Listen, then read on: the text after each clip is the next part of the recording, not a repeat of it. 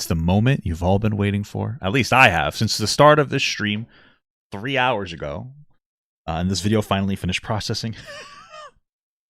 I've been seeing stuff. I've been seeing clips on TikTok from this content creator named Nominalnaomi, interacting with Kelly Cadigan. I know Kelly. We know each other a little, like not super personally, but like we were both on TikTok together. Big.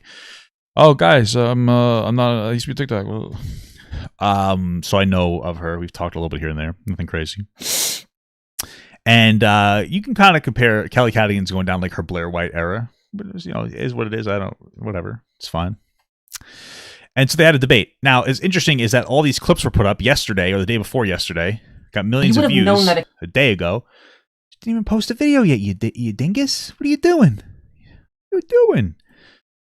So she finally, I was like, hey, where can this video be found? And somebody in the comments was like, oh, they said they're going to upload it. I was like, okay, no problem. Last night, I finally saw that there was a waiting to upload it now. And I was like, yeah, I'm going to talk about it on stream. Number one priority on the stream. I'm interested. It's a debate about trans people, by the way. Then, of course, it was processing for some reason.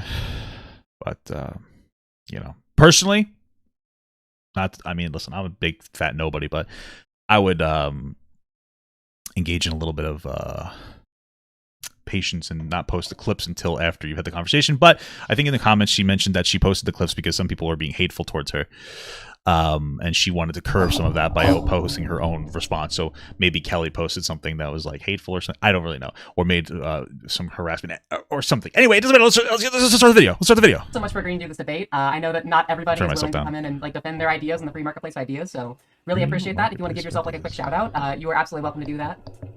Yeah, my name is Kelly Cadigan. You can follow me on all my socials. They're all Kelly_Cadigan. Cadigan is Cadigan. I'm on Twitter, TikTok, Instagram.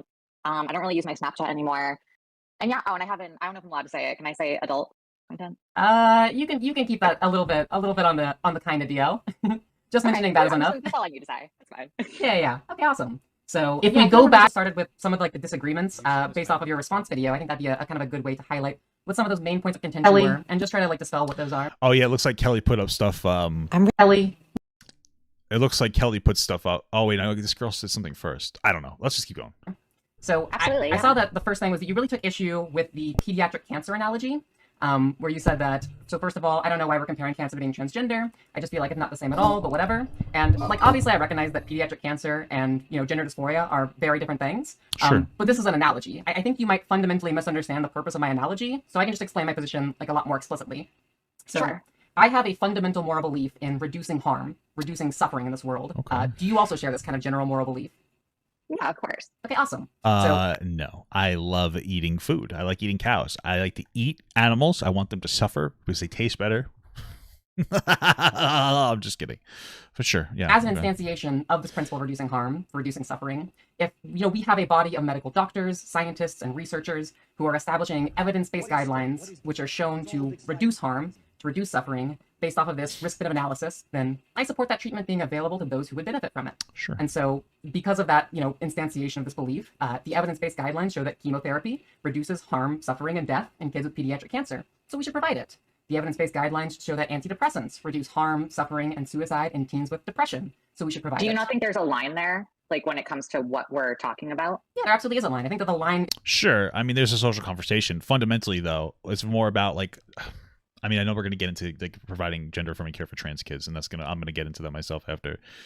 But fundamentally, if we have a bunch of like accredited doctors saying like, "Hey, this is having positive outcomes and like increasing the mental health of particular people," then we should absolutely engage in those positive outcomes.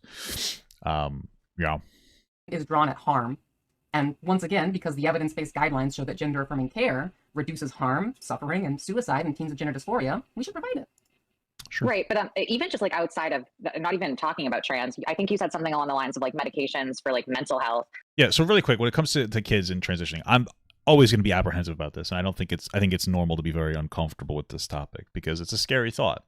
My biggest concern is I want to make sure that we're properly diagnosing people that have these issues, and if it was a year ago or so, I would be like, yeah, I don't think that we should be providing any of this to children. Now I'm at a point where it's like, if I had a kid that was trans and they were experiencing significant mental health problems, I would work with myself, my wife, doctor, and my kid to try to figure out what's going on. That doesn't mean that I think that we should be able to get surgeries and whatnot, but something has to be done, right? I'd want to make sure I work with professionals. I would get like, second, third opinions even, because it's a scary thing. I wouldn't want my kid to be trans. That would be a very difficult struggle for them, and that would be just a hard situation. But if all the data is telling us that this is the right way to go, and of course, there's always going to be side effects to any treatment that you ever give to anybody for anything. Then, like, hey, you got to operate in the capacity that's best for your kid. And if your kid's just fundamentally unhappy and they're experiencing like suicidalities, what can you really do? Because I don't think that not helping them is helping them, right? I would just want to make sure that we're doing it the right way. Because if you ask any trans person, I guarantee even Kelly Cadigan, they'll be like, yeah, I knew I was trans when I was a child. And so it's like, okay, we know that like all trans adults knew they were trans as kids, right? So now it's just about figuring this out correctly. And I know people will talk about how there's a lot more trans people identifying people now. For sure, there's more people that feel comfortable to identify as LGBTQ because the atmosphere is becoming more accepting. There's also some people who are experimenting with their gender, because identifying as LGBTQ or even trans nowadays could just mean that you're like non-binary. It doesn't mean that you have gender dysphoria. And there are some people who might be trans trending. But at the end of the day,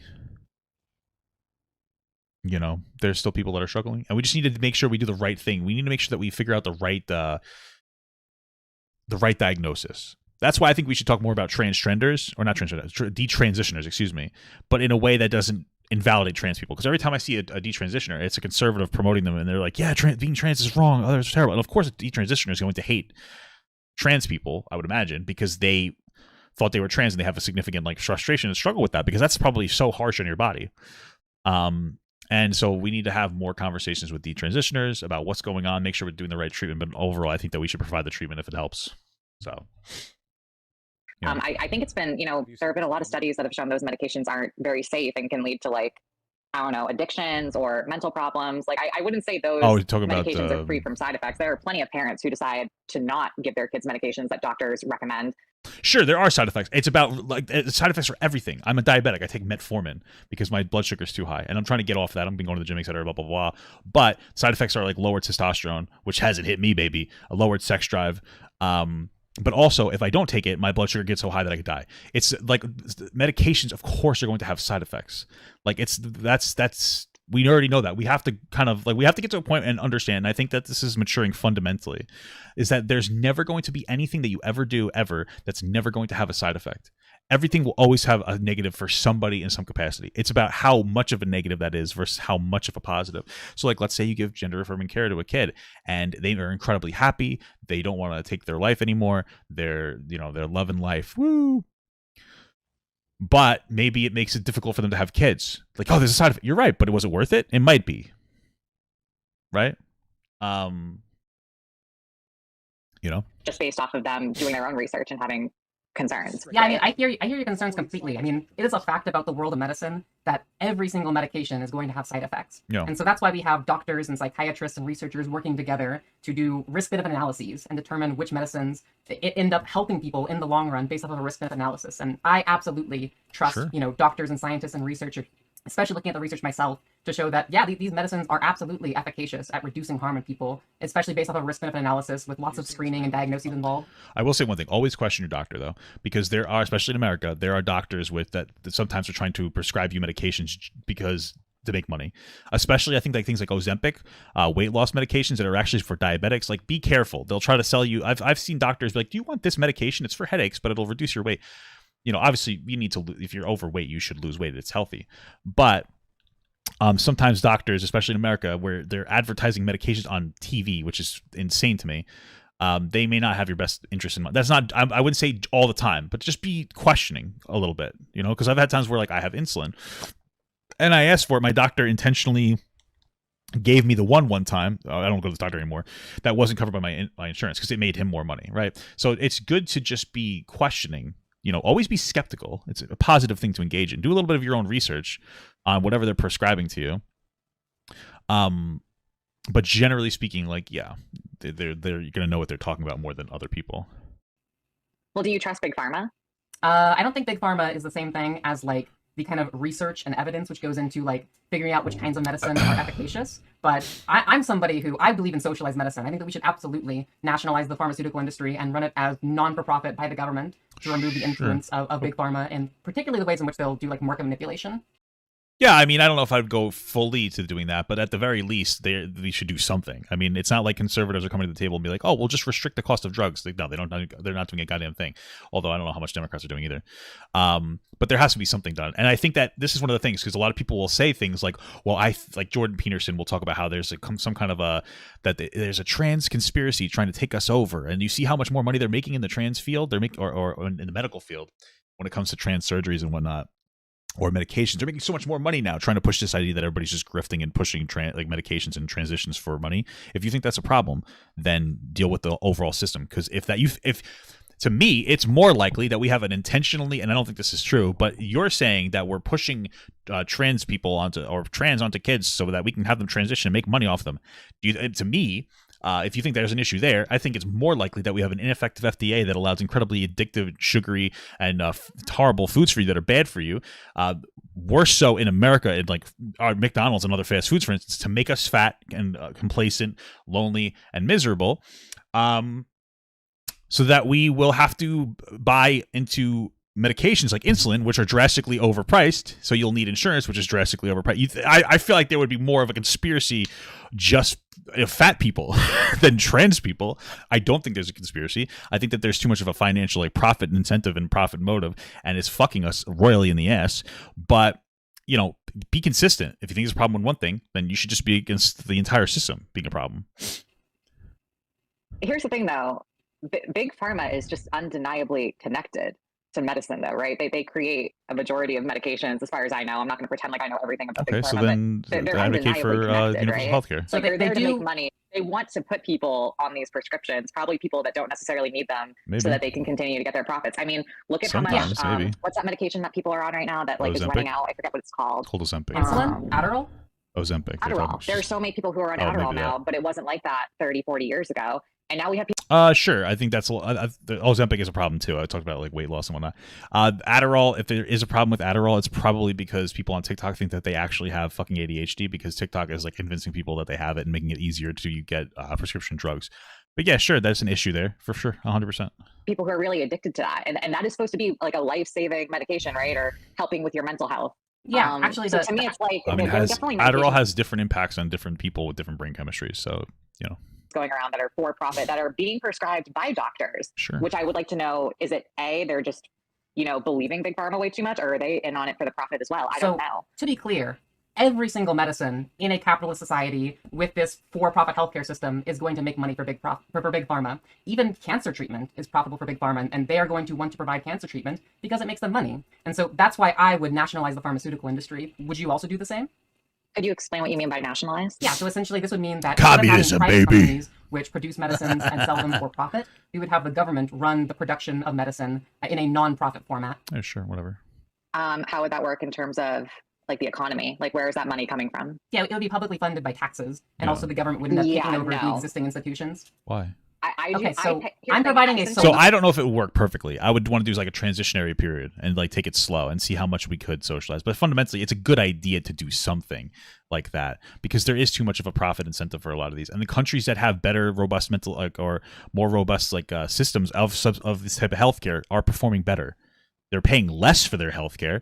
People are happier. Yeah, there's waiting lists for some things. Absolutely, it can be a little bit of a problem. But at the end of the day, it's still overall better for most people. So, of course, again, you're not going to get something that's absolutely perfect. You have to be a child to think so. But overall, it would be a better thing. So, solution for the profit incentives of Big Pharma. If you're not into the idea of like socialized medicine, then what's your solution to the profit incentives of Big Pharma? Yeah, sure. Go back to like any point in history before we had these medications, or at least a majority of them. People were fine. I mean, people may have like had their issues, but like mental health like has gone like up, apparently, right? Like, we have a mental health crisis in this country. Just go back to the way things were. Okay, there's no way that she unironically said to just go back. Just go back to it. Don't provide these services. We're talking about a trans person that's basically saying that she shouldn't have access to any of the hormones that she's getting. Because the hormones that Kelly's getting is exclusively for mental health. I want you to understand that the estrogen and the surgery she's getting is 100% for her mental health because she has gender dysphoria. So you're saying go back to a time where you couldn't have transitioned.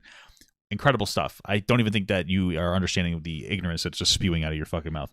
We are experiencing more mental health issues. I think it is because of like obesity. I think it is because of social media. And that's just like kind of comes with the territory, unfortunately. We're more obese because we have unhealthy foods. We should regulate that better, but also more sedentary lifestyles from technology. We're more miserable because we have technology that's constantly blasting information into our faces, overstimulating us constantly, making us addicted to stimulation, making us look at the best versions of everybody else's life, comparing that, making us feel miserable. There's a lot of issues. It comes with technology. Technology is great because it allows people to constantly, interact with each other very quickly.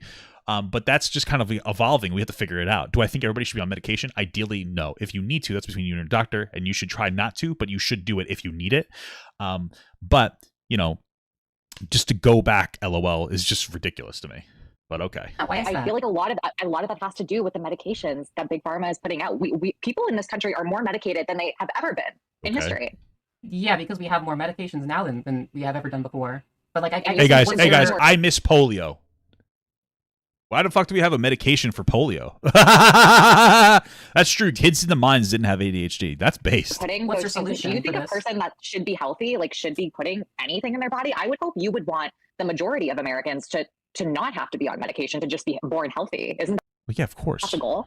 Yeah. I mean, sure, but if it's for medicine, then I think they should probably take that medicine. Oh yeah, another reason we're probably experiencing more problems too is because we have more technology, and people aren't just dying that aren't able to survive anymore. We have technologies to subsidize these issues. This thing is running way too fucking fast. I'm getting pissed off, dude. This is some bullshit. Right, but you're also, if we come back to our main topic, you're calling life-changing medicine and gender-affirming care necessary and life-saving, which I don't personally agree with. Well, it absolutely is life-saving. I mean, Kelly, you take medication for this shit. What the fuck are you talking about? Listen, I think sometimes it can be disproportionate to say that it is necessarily life-saving. I don't think it has to be. If it's these trans kids aren't, or people aren't going to take their life because they don't get gender-affirming care necessarily, but they're going to be incredibly depressed to the point where they're going to be unhappy, and they will be happier getting that affirming care. They'll be more productive and better people, or better contributors. It doesn't have to be so. People don't have to want to take their own life to be able to intervene. If someone's kind of sad, if somebody's depressed, let's say they have chronic depression because they have a chemistry issue in their brain, and they don't want to take their own lives if they don't get medication, does that mean we shouldn't give them meds? No, if they need the meds, provide them the medication that they may need. What do you? This is a weird argument. I mean, it's really not though. You don't think that there's an association between giving children gender-affirming treatment and a reduction in the lifetime suicidality? It could be. Do you have evidence to disprove that? Well, I mean, you have to ask, do you have evidence to prove that? I think that there is, but it's very new because this is something that we're just starting to really, really study now, I believe. But I mean, a lot of your evidence, your peer-reviewed evidence, is very they came to conclusions with very small studies of very small groups of people. Okay, and a lot of it is based off of I really want to know what they're based off. They said they had less levels of depression after transitioning. I'm what does that mean? How do you get that information out of someone, right? You can read the study. Well, you interview them and hope that they'd give you an honest answer, but you can't assume that everybody's just going to lie to you. Find out how they did that. Someone. And if you think about the I'm sorry, Kelly, I think you didn't. Wait, if you think about the pressure that this community puts on detransitioners, anytime someone posts a video about detransitioning, all the comments are horrid. You guys pretty much attack people who detransition. I'm not saying you personally, but sure, absolutely. I suppose in some instances, absolutely, there needs to be better, more comfortable spaces for detransitioners to have a conversation. Also, it seems like the tonality from detransitioners seems to sometimes be that from what I've seen from detransitioners is that nobody should be transitioning. I've watched 3 or 4. I've probably watched a good amount of 3 or 4 detransitioners talk, and the tone is always trans doesn't exist. Don't ever give anybody treatment. Now, maybe I'm wrong about all of them. I doubt that it's everybody, but that's all I've seen from especially from conservative pushers. So you have these detransitioners that, of course, they aren't getting acceptance in the progressive community, so they're not able to express themselves. Absolutely, but the message is always oh well, trans just doesn't exist. Because they got misdiagnosed misdiagnosed, they think that everybody's misdiagnosed. So yeah, A lot of people in the there's a lot community of on the far issues. left do that. So it does not surprise me that probably in a lot of these studies, a lot of these people don't even want to admit that they're not happy or that like they feel like Does she have a master document for their points? Where is it?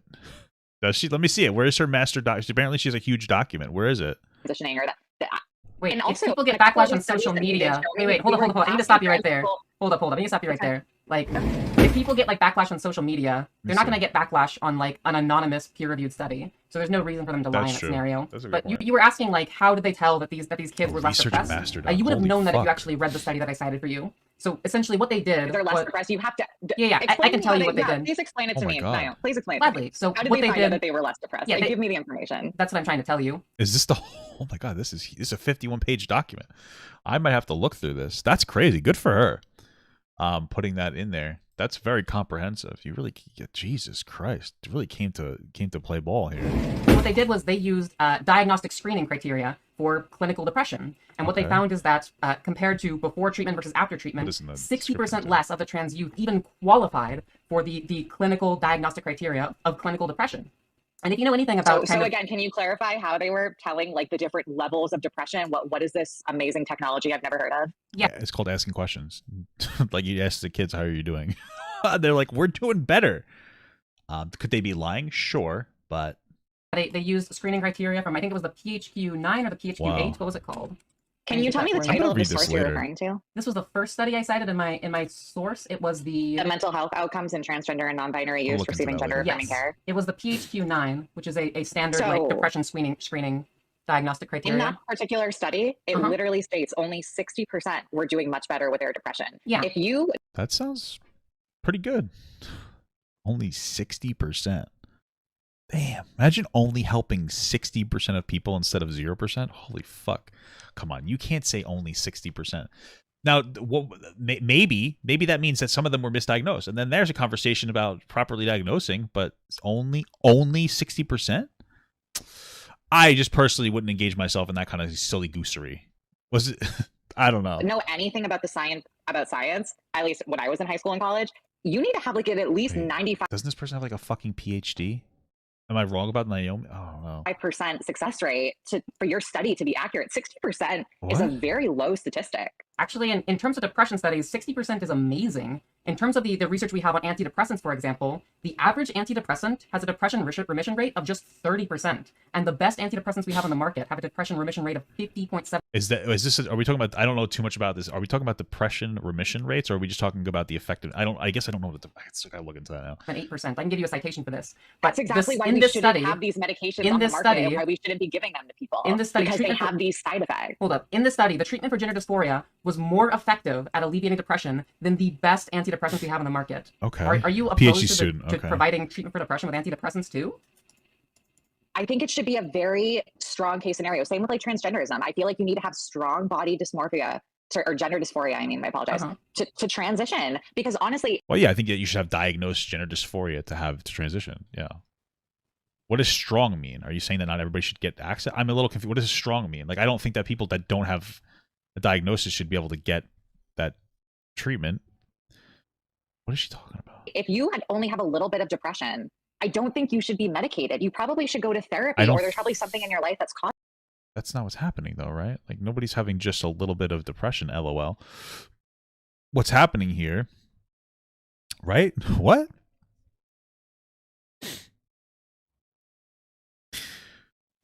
People with diagnosed gender dysphoria, I'm assuming, they start getting like gender affirming care, and it reduces their depression levels. So they actually have. That's what's happening here.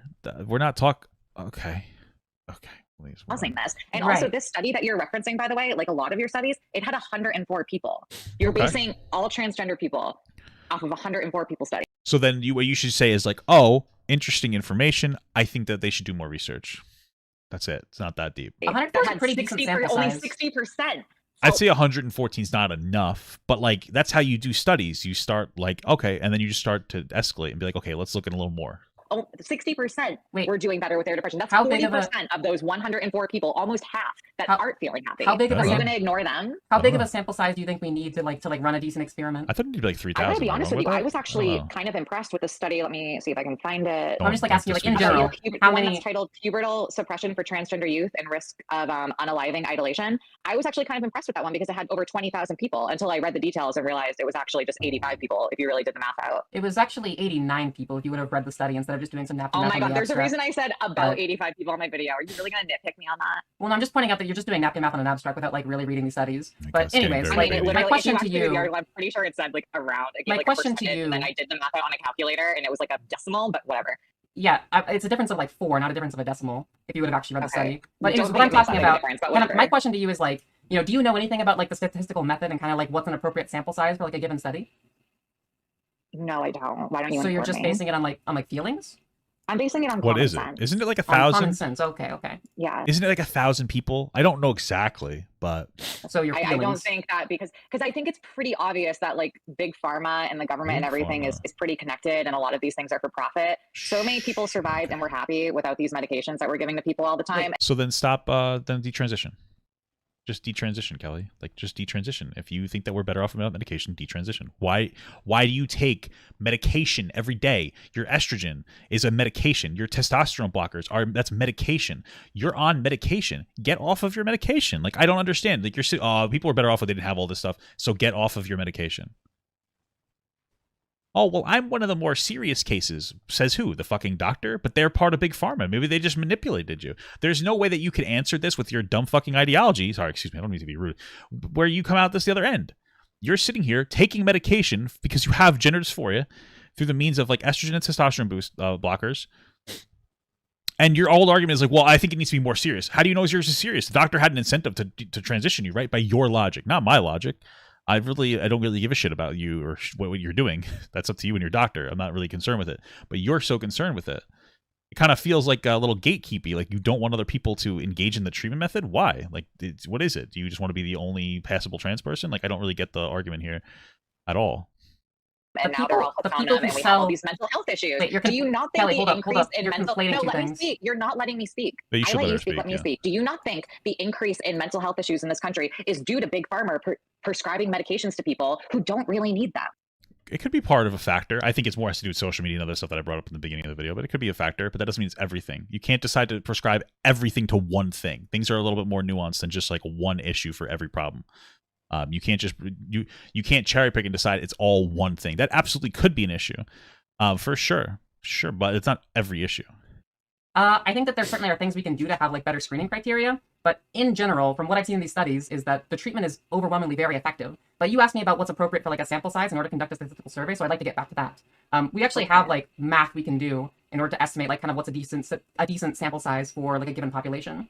And like the higher proportional population that a certain group is at, kind of the bigger sample you're going to need in order to have a representative sample.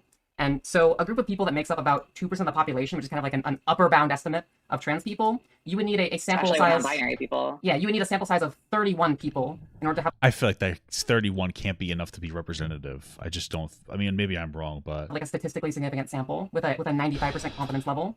So these studies are like 3 times that margin, which So you under think like these basing a statistical study on methods 31 and the math that people we is use to enough do this, 31 it seems people like is not yeah, enough. this is a pretty good sample size. I don't think that there's no I way kinda that feel- that's a good sample size. There's no way that 31 is like enough. You would need. I feel like you need more than 31 people.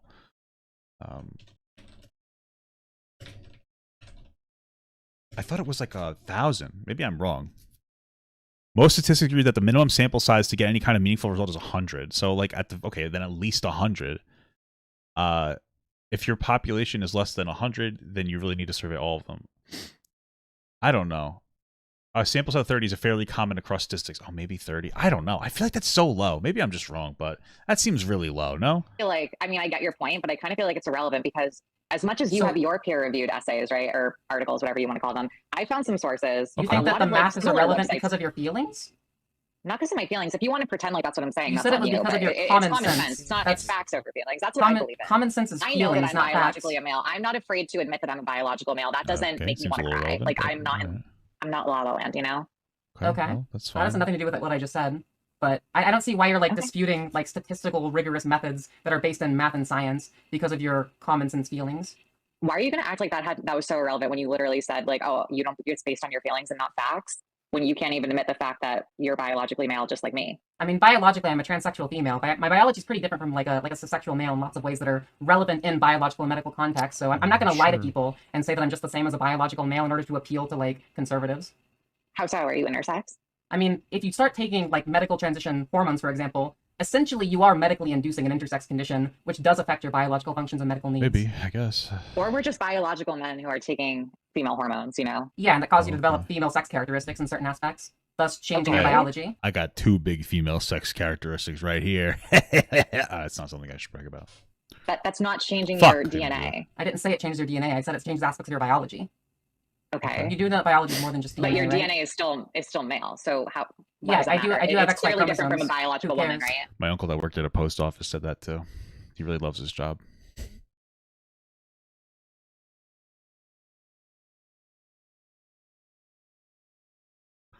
That joke really sent me. I'm ready for kids. Yeah, obviously the difference between transsexual females and cisexual females. I'm saying that my medical needs are more in line with intersex people, not with cisexual males. I'm sorry. Okay. I mean, if you want to believe it that way, that's fine. Just like, I don't really think of my transition in that way. I don't know. Wait, I think that's a very interesting way to put it. Do you think that your biology hasn't changed at all from taking hormones? Well, probably, sure. Hormones have changed from taking hormones. Yeah, biology, I guess. Hormones cause your body to, it causes your genes to express different traits and you develop different characteristics. Like, for example, growing breasts. Okay, does that take away from the fact that I'm a male who's taking estrogen to get secondary female sex characteristics? Like, I didn't say it changes your chromosomes. Like, when you say biologically male, are you just referring to, like, chromosomes? I'm referring to chromosomes and DNA. Okay, because, like, there's a lot more to biology than just chromosomes and DNA. Oh my god, we were born with male genitalia. Yeah, I know that. We were born men. Yeah, I know that. I'm not disputing that fact. Why are you like dancing around it? I'm not disputing that at all. I'm just recognizing that my biology. I understand what's happening here. Like, basically, they were both born men. They would be considered assigned a male at birth, and now they're taking hormones that are changing their secondary sex characteristics and they're changing their biology. Right. So I just feel like this is almost like a semantical argument. Like, who really cares?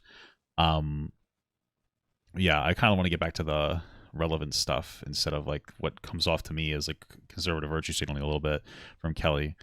Whoa, I'm getting dumpstered. But okay. These change because of the hormones I take in certain aspects.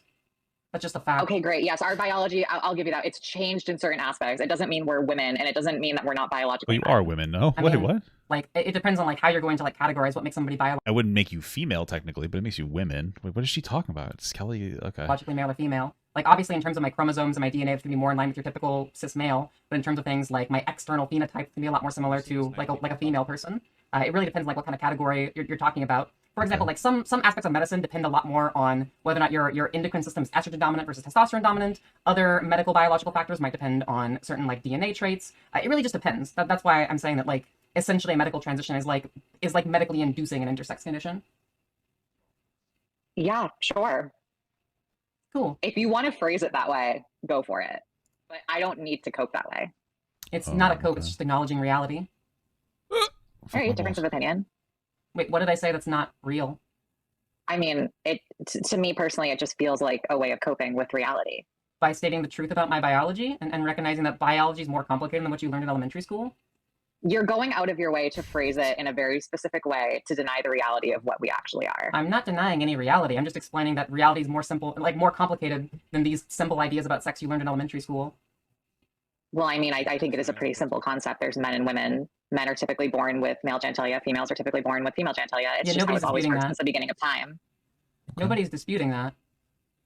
You kind of are, though, because you're acting like gender really like doesn't exist. Like, oh, you're not a man or a woman. You're like you're something in between, right?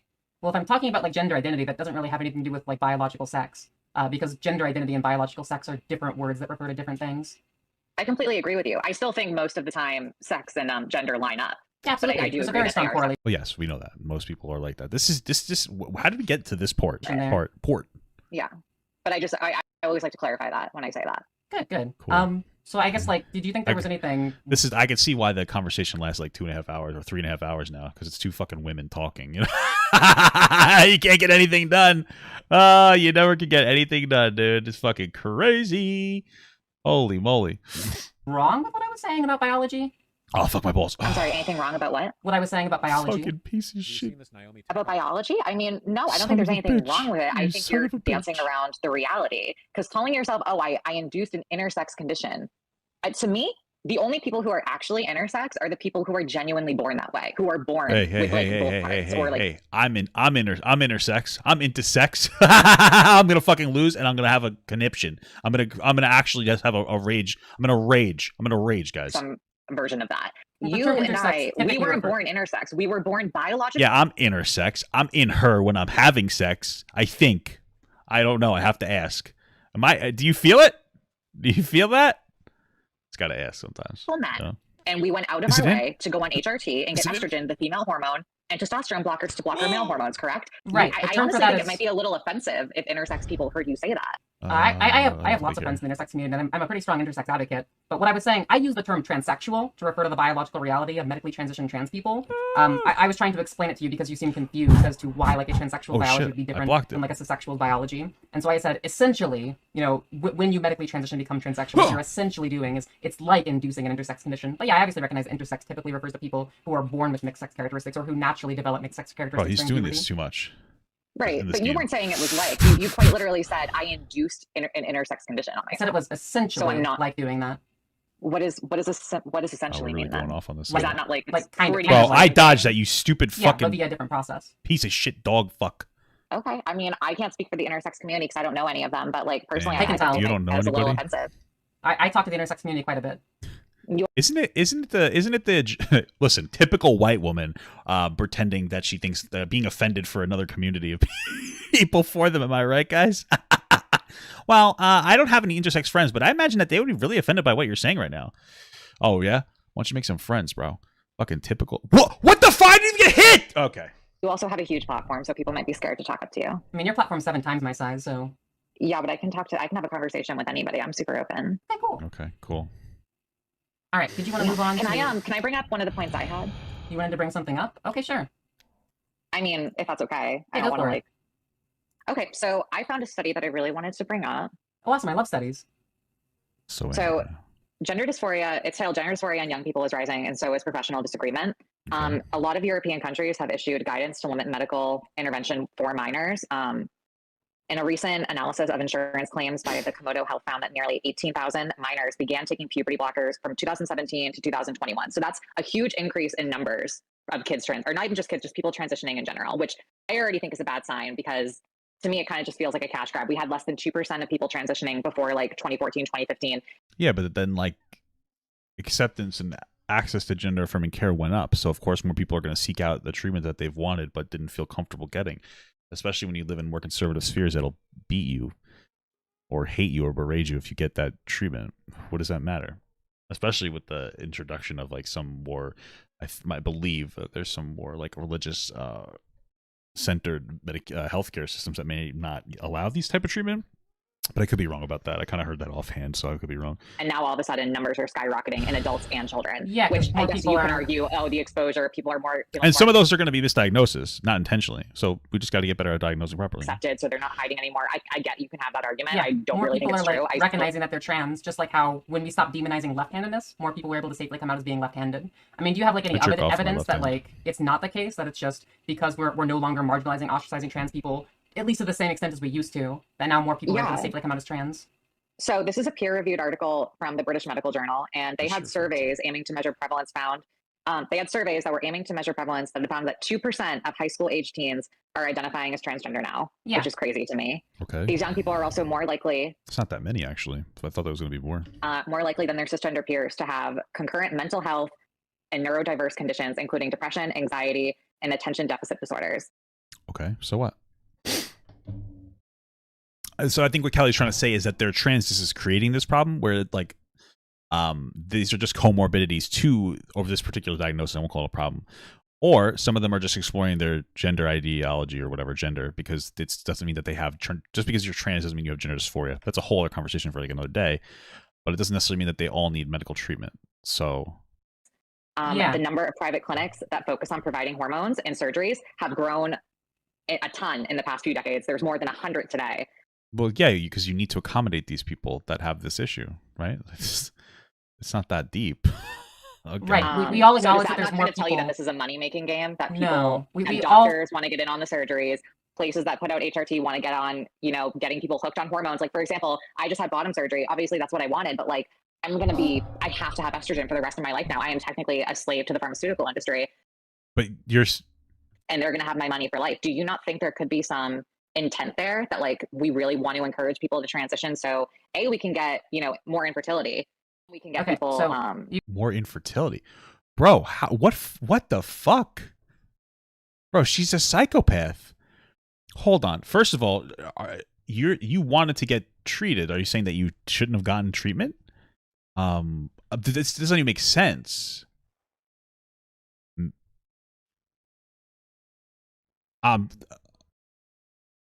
As long as it's diagnosed correctly, who cares? Kelly apparently was diagnosed correctly. Who cares? Could there be an incentive? Maybe. So then advocate against the system as a whole and not just trans people. You've gone into like a lot of points now. Once again, I would nationalize the pharmaceutical industry because I don't think that we should be running medicine for profit, and you don't seem to have a solution for that. But you when just you're want talking to tax about everybody, you just want to up taxes for that. You do know that. Well, yeah, we'd up taxes overall. You would up taxes. Yeah, okay. You do know we have studies which show that nationalizing the pharmaceutical industry is going to be cheaper for everyone in the long run. It probably wouldn't be. Well, and maybe in the long run. I don't really care about cheaper. I think people should have access to the care in general. People will be less worried for sure. Like if you increase some of these studies don't take into account that people are going to be going to the doctor more, people stay away from the doctor now because it's so expensive. So, but either way, I don't really care. I mean, other countries are making it work pretty effectively. We should consider something at the very least, have like a baseline level of care for everybody, and then you could buy into more. I think that's a great start at the very least. I like the idea of that. So because it cuts out the middleman of like private insurance companies, it cuts out the middleman of like advertising for pharmaceuticals. It cuts out all of these middlemen and bureaucracy which exists because of capitalism, and it's actually way cheaper in the long run. So I'm trying to save people money. I don't know why you're trying to like make people like spend more money on healthcare. You're telling me that the public is going to be paying for everyone's health treatment, and you're telling me that's not going to make people's taxes skyrocket. You're saying that's going to all even out. Well, you would no longer have to pay for healthcare because it's going to be included in your taxes and ends up being cheaper in the long run for everyone. That's just what the studies show. I mean, you can Google that if you don't believe me. Also makes us like Canada, where you have to wait 1 million years to be even. Yeah, some of the negatives can be like longer waiting periods, but we're talking about countries like Canada. These like every other Western country that has healthcare, they have a better quality of life than us, and they have less healthcare worries. Like, oh no, it's gonna be more expensive. Like, oh, you have to wait. So yeah, for non-essential treatment, you're gonna have to wait. That it's just a negative, but it doesn't make it overall worse off. Like, I don't understand. That's just silly. That'd be like if you have like a gash in your arm and you're like, oh, I'll just put a Band-Aid on it. I don't want to get stitches because then I'm gonna have like fucking string in me. It's like, yeah, there's gonna be a negative. Like, who gives a shit? Like, okay. It's seen anywhere, even in an emergency situation. Do you think we have way more doctors here, and we could absolutely fulfill the needs of our patients without overcharging them out the wazoo, and while eliminating this for-profit system, which you seem to recognize. For-profit healthcare is not a good thing. Very strong assumption. Is there a study for that? I mean, we do have studies on the outcomes of socialized medicine, and the outcomes are better than what we have here.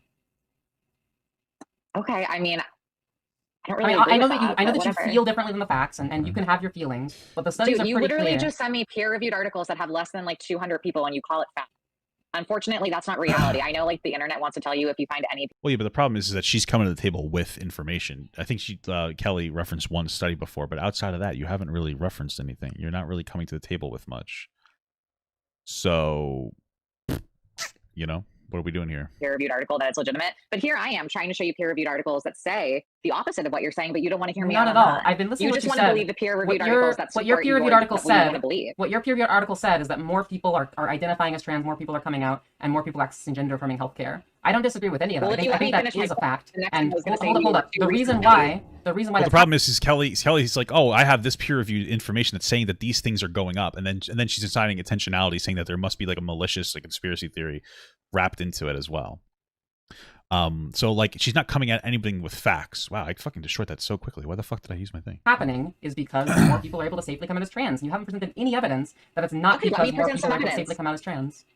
You also said that like less than 1% of people end up detransitioning, right? 2 recent studies have suggested that as many as 20 to 30% of patients may discontinue hormone treatment within a few years. Can you give me those citations? And that's from the World Professional Association. Hold on, I got That might be true. That's just a conversation about detransitioners. Discontinue hormone treatment within a few years. Okay. Can you give me And those that's from the World citations? Professional Association for Transgender Health. Can you give me those citations? Because I think I might know the ones that you're talking about, and they're not very good studies on like assessing the Really? actual Because detransition rate. they're peer reviewed. It's from the British Medical Journal. You're going to tell me they're I'm not asking legit? I'm asking for the citation on those studies, not the original citation. Absolutely. How can I send that to you? Without like You can like give me the link on Discord. I think it's going to be referencing the one English study that had a like crazy weird and small sample size and conflated well, you also have small sample sizes and stuff you're talking about, but detransition and regrets in strange ways, as well as the military study, which has a lot of methodological flaws in terms of like how you would actually assess detransition. So why is it when I bring up a peer-reviewed article, you can just say, oh, it's not legit, but then everyone in my comments, when I say that your peer-reviewed articles aren't legit, everyone can just say, oh, I'm spreading misinformation. Well, I think it's because Naomi's engaging a little bit more with the source material, and there's a level of like a debate here, obviously. So she's gonna just say no to everything that doesn't agree with her. But I wonder if there is something to it. I'm trying to look at this potential study here. I'm trying to find it. Do they have I know the studies that you're right referring to, and they don't really prove the claim that you think they prove because you really haven't read those studies, have what's you? the study? I haven't read, dude, that was a literal quote I just read to you. I'm saying you haven't read the studies that it's citing. Like, I'm aware of the studies that's citing. That's a misuse of those citations. It's really frustrating to me that you keep telling me I'm not reading these things when I literally, you can ask my boyfriend, I've been literally feeling like I'm back in high school. I've been like reading so many articles and like trying to understand. Like, I really take offense to that because that's such BS. So I'm pretty sure I know the citations you're talking about, and they don't really prove the claim you think they said. Yeah, I've been asking for it the entire time. Yeah, if you actually listen to me, I was going to say it's a really small link, so I could literally just tell you. Yeah, what's the link? Please give me the link. www.bmj.com/content/380/bmj.p382. Okay. And so the claim that 2 recent studies suggest that as many as 20 to 30% of patients discontinue hormone treatment. That's citations number 10 and 11. Let me go ahead and grab the. So have you read the citation? Okay, this is the original study. Gender dysphoria in young people is rising, and so is professional disagreement. What about the other study that we were talking about with like 20% of people detransitioning? It's good that people are disagreeing and that they're trying to figure out the right way to do this. Okay. Citations 10 and 11 themselves, or did you just read like the BMJ article? I read a majority of it, and yeah. Did you read I don't know exactly what you're talking about. Did you read the citations which it cited to know like why they're saying it's like 20 to 30%? Or did you just trust the one article? Do I need the citations to know why they're saying that? It's from the British Medical Journal. Do I need? Well, it's more about their interpretation of what the original thing is saying. So your answer would be like, no, I didn't actually read the study. Need to do that? Yeah, it's a pretty bad invocation of those citations. Really? So explain how. So one of the studies, I believe, was the English study that had a very weird and small sample, which essentially what they did was they conflated anybody. Like a lot of your studies? They conflated like a lot of yours that you brought up? It was a sample of like 20, if I remember correctly, which is way smaller.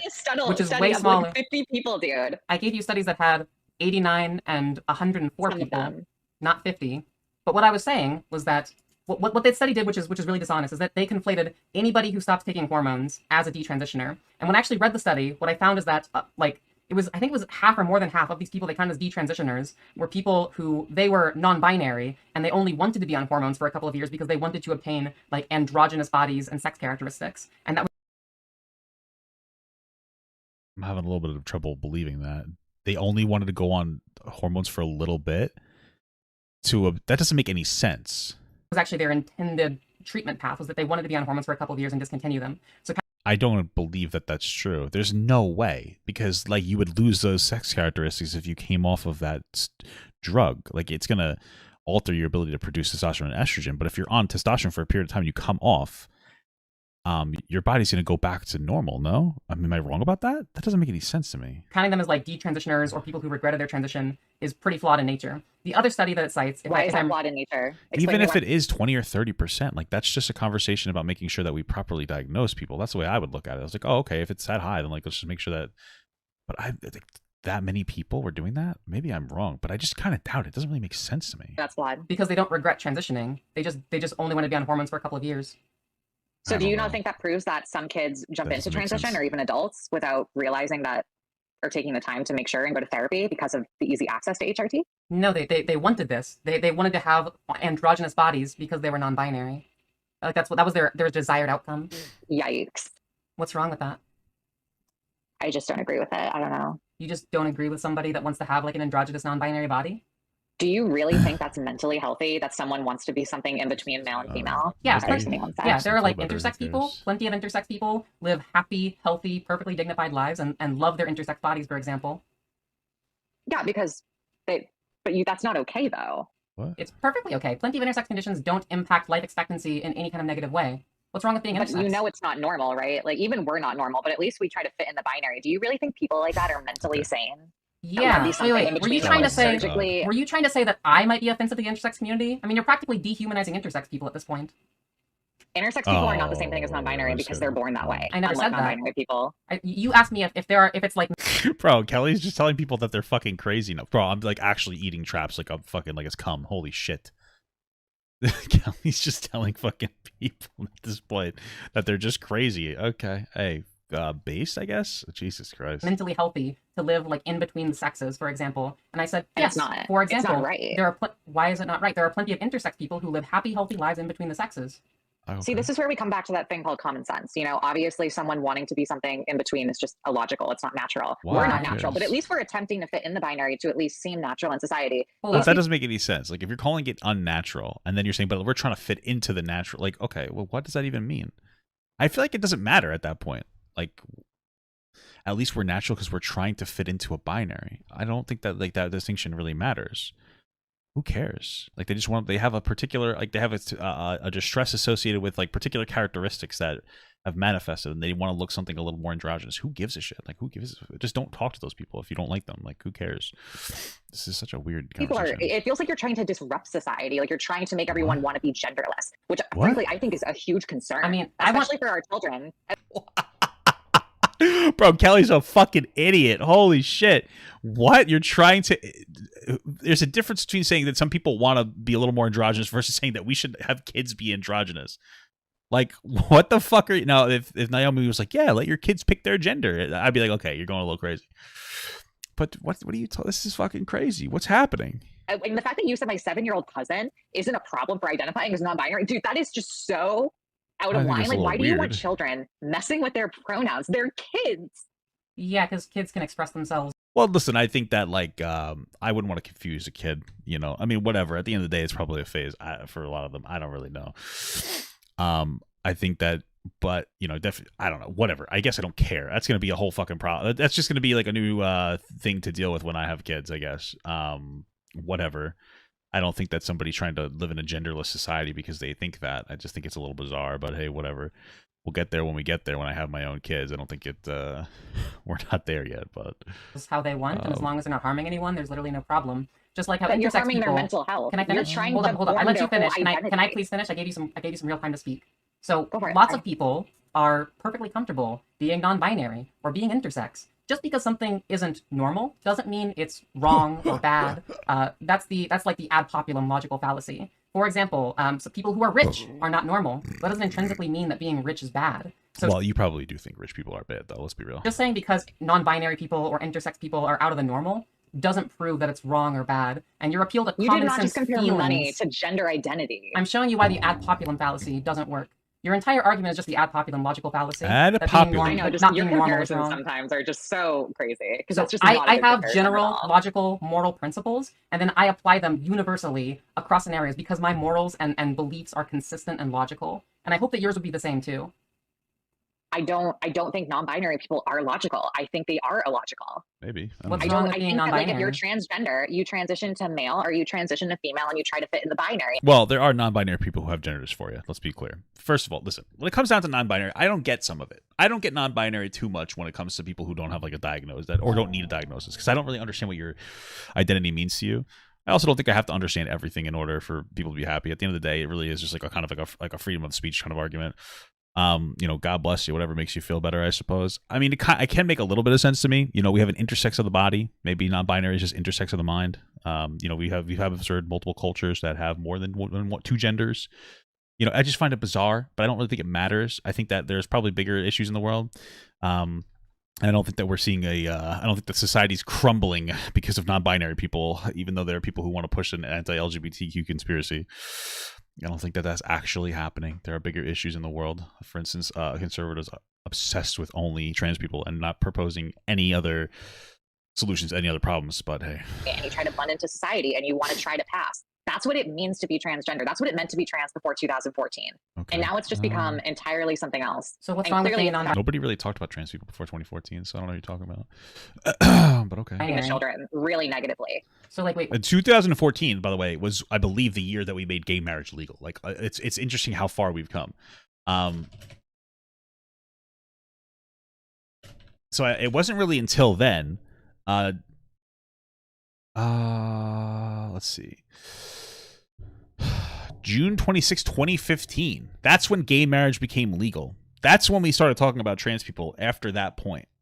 So to be like, yeah, well, back then we didn't even talk about blah, blah. It's like, yeah, because we didn't even have fucking gay marriage in 2014. That's how regressive we were. Isn't it? It's crazy to think.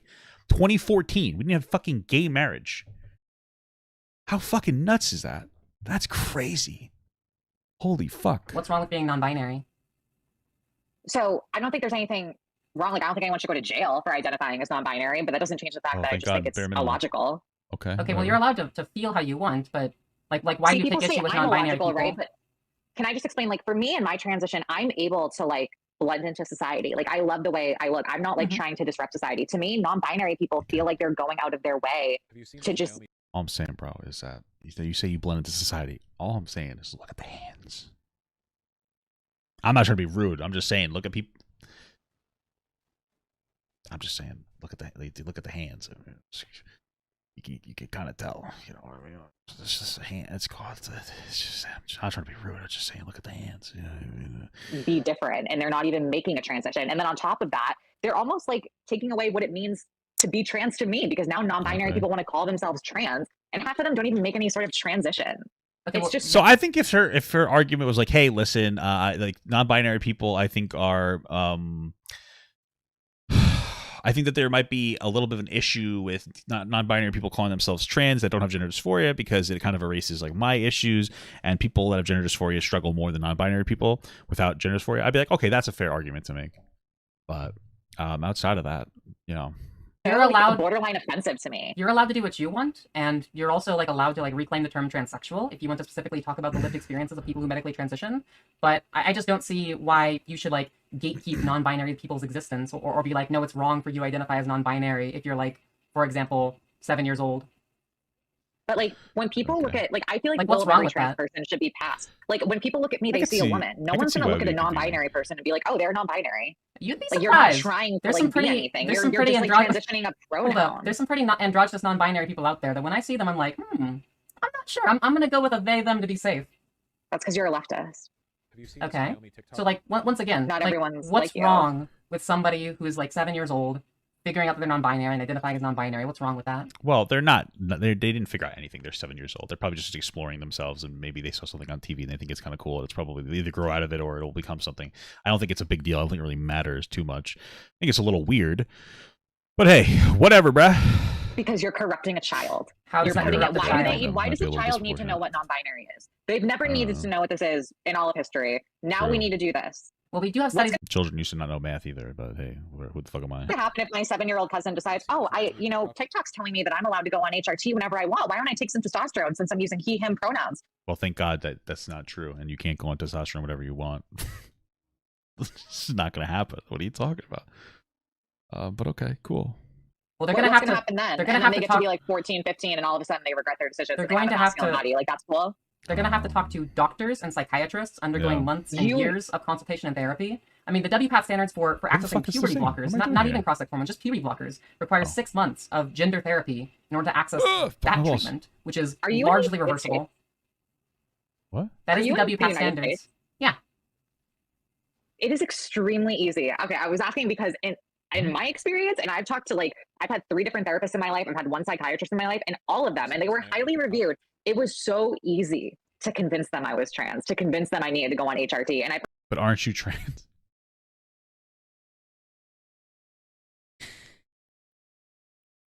Aren't you actually trans though? It usually is easier to convince somebody that you're something that you are. Well, usually, I don't know, unless you're dating a gaslighter. I don't know. I just You're trans. You have gender dysphoria. Of course it's going to be easy to do that. I don't understand. Okay.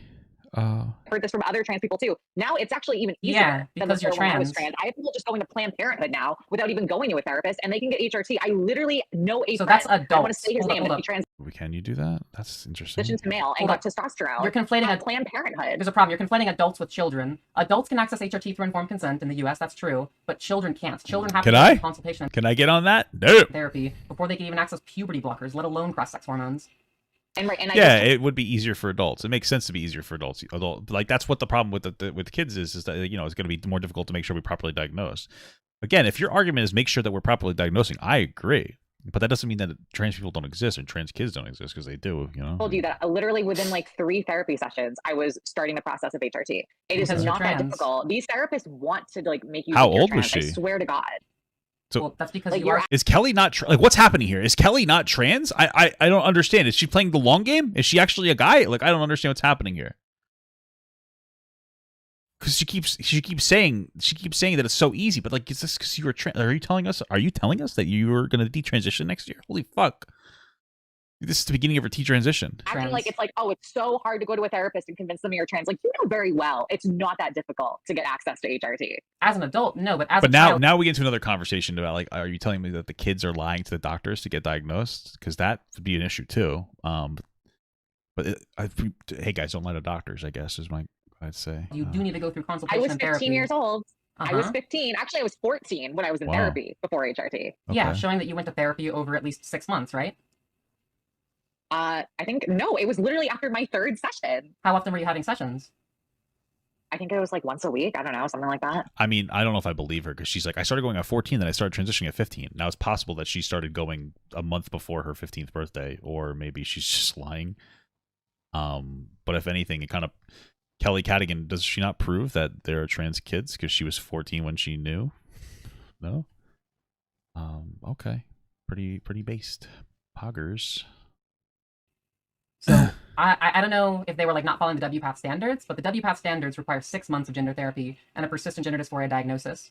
And I mean, look, I want to be clear. If there are ways that we can do better diagnostic screening criteria, I'm all for that. But banning people from transitioning as minors is not even going to allow us to do the research that's going to help us improve outcomes. Yeah, that's true.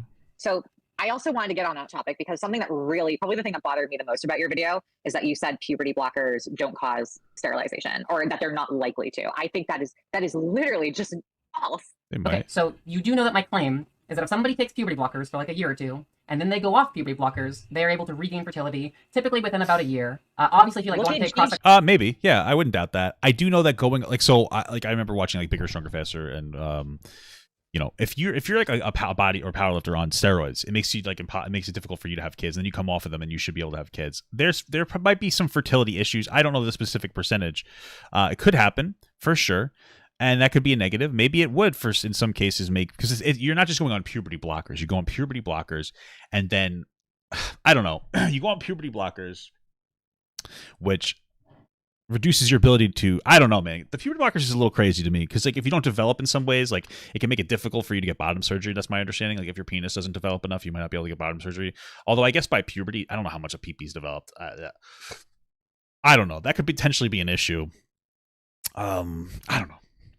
Could, I could see somebody going on puberty blockers and then going on to hormones afterwards to stimulate like another puberty, and then maybe them not necessarily being able to have kids later on because they didn't develop their systems fully. But I could just be wrong, but it makes sense to me, right?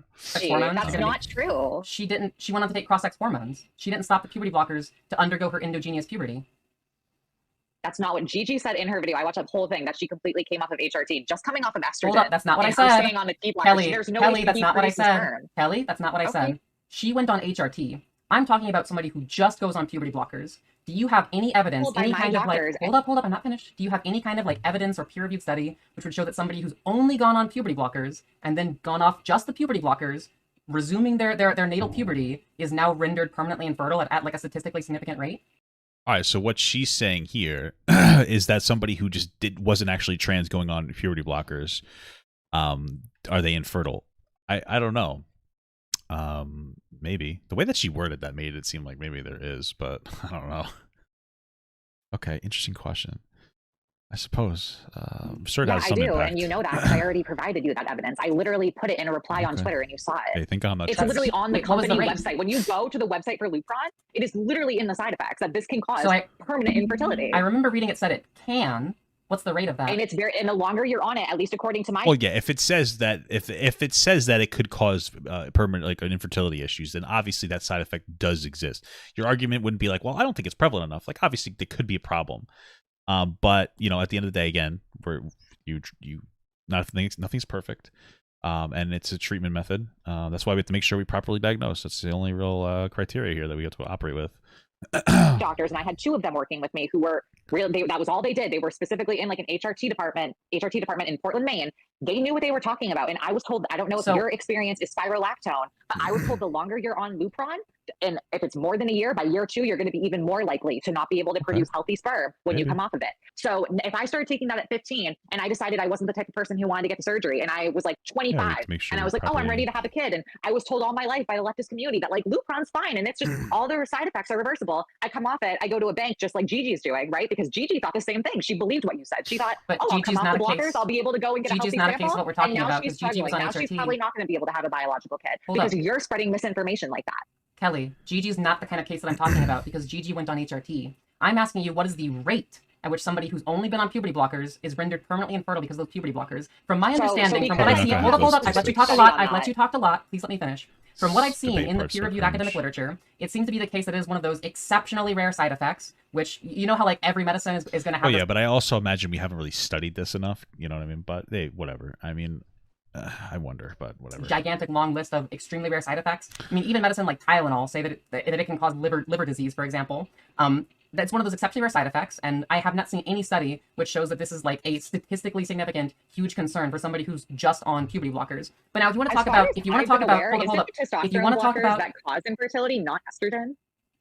It typically would be the suppression of like the natal sex hormone, which would make you infertile. Right. So why are you acting like estrogen's even at play here? What does it matter if someone's on estrogen or not? Well, because that means they're going to continue. Infertility is the blockers. You do know that estrogen suppresses testosterone too, right? Well, anyways, what I'm talking about is not enough to a degree to cause infertility. You know that. It certainly does if you do like estrogen monotherapy, for example. There are protocols which do this. I'm on estrogen monotherapy, for example. That little blocker will, but Lupron okay, hold up. It's if you're on these hormones continuously that you'll be rendered infertile while you're on the hormones, and if you go off the hormones, then there's a chance you're going to be rendered permanently infertile. From what I've seen about puberty blockers alone, it seems the chance of being rendered permanently infertile from puberty blockers alone is exceptionally rare. But I want to be clear. I do care about the fertility of trans people, and I think that we can have improved consultation and screening and access to fertility counseling, and even gender clinics providing fertility banking as a service on the spot. I'm all for these kind of pushes for better education and opportunities to access fertility banking. But because you just keep saying shut it all down, you can't even provide this fertility banking for trans teenagers.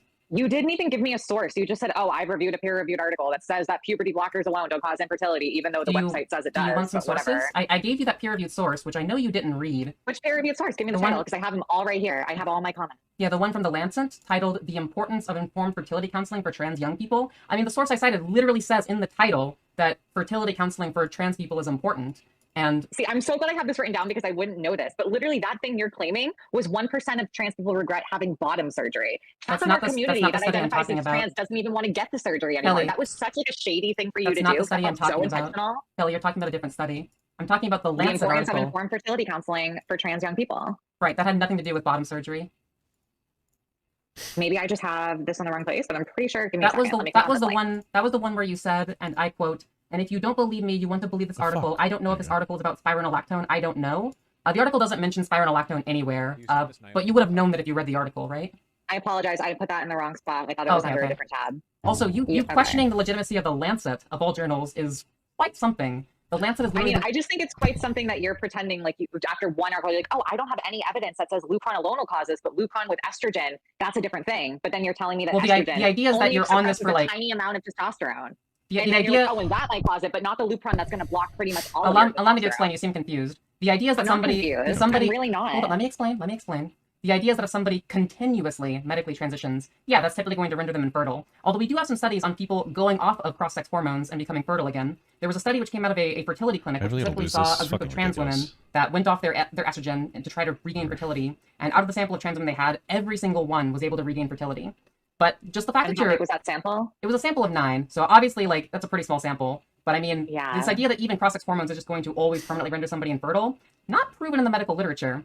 But what I'm claiming is that puberty blockers alone. Because it's on the website. What I'm claiming is that puberty blockers alone, in the overwhelming majority of cases, do not render somebody permanently infertile, and you don't have any evidence to prove otherwise. And neither. Well, she keeps saying the word permanently infertile, so it sounds like, based on this very debated language, it's possible that they might struggle with fertility going on like Lupron or whatever they're talking about for an extended period of time.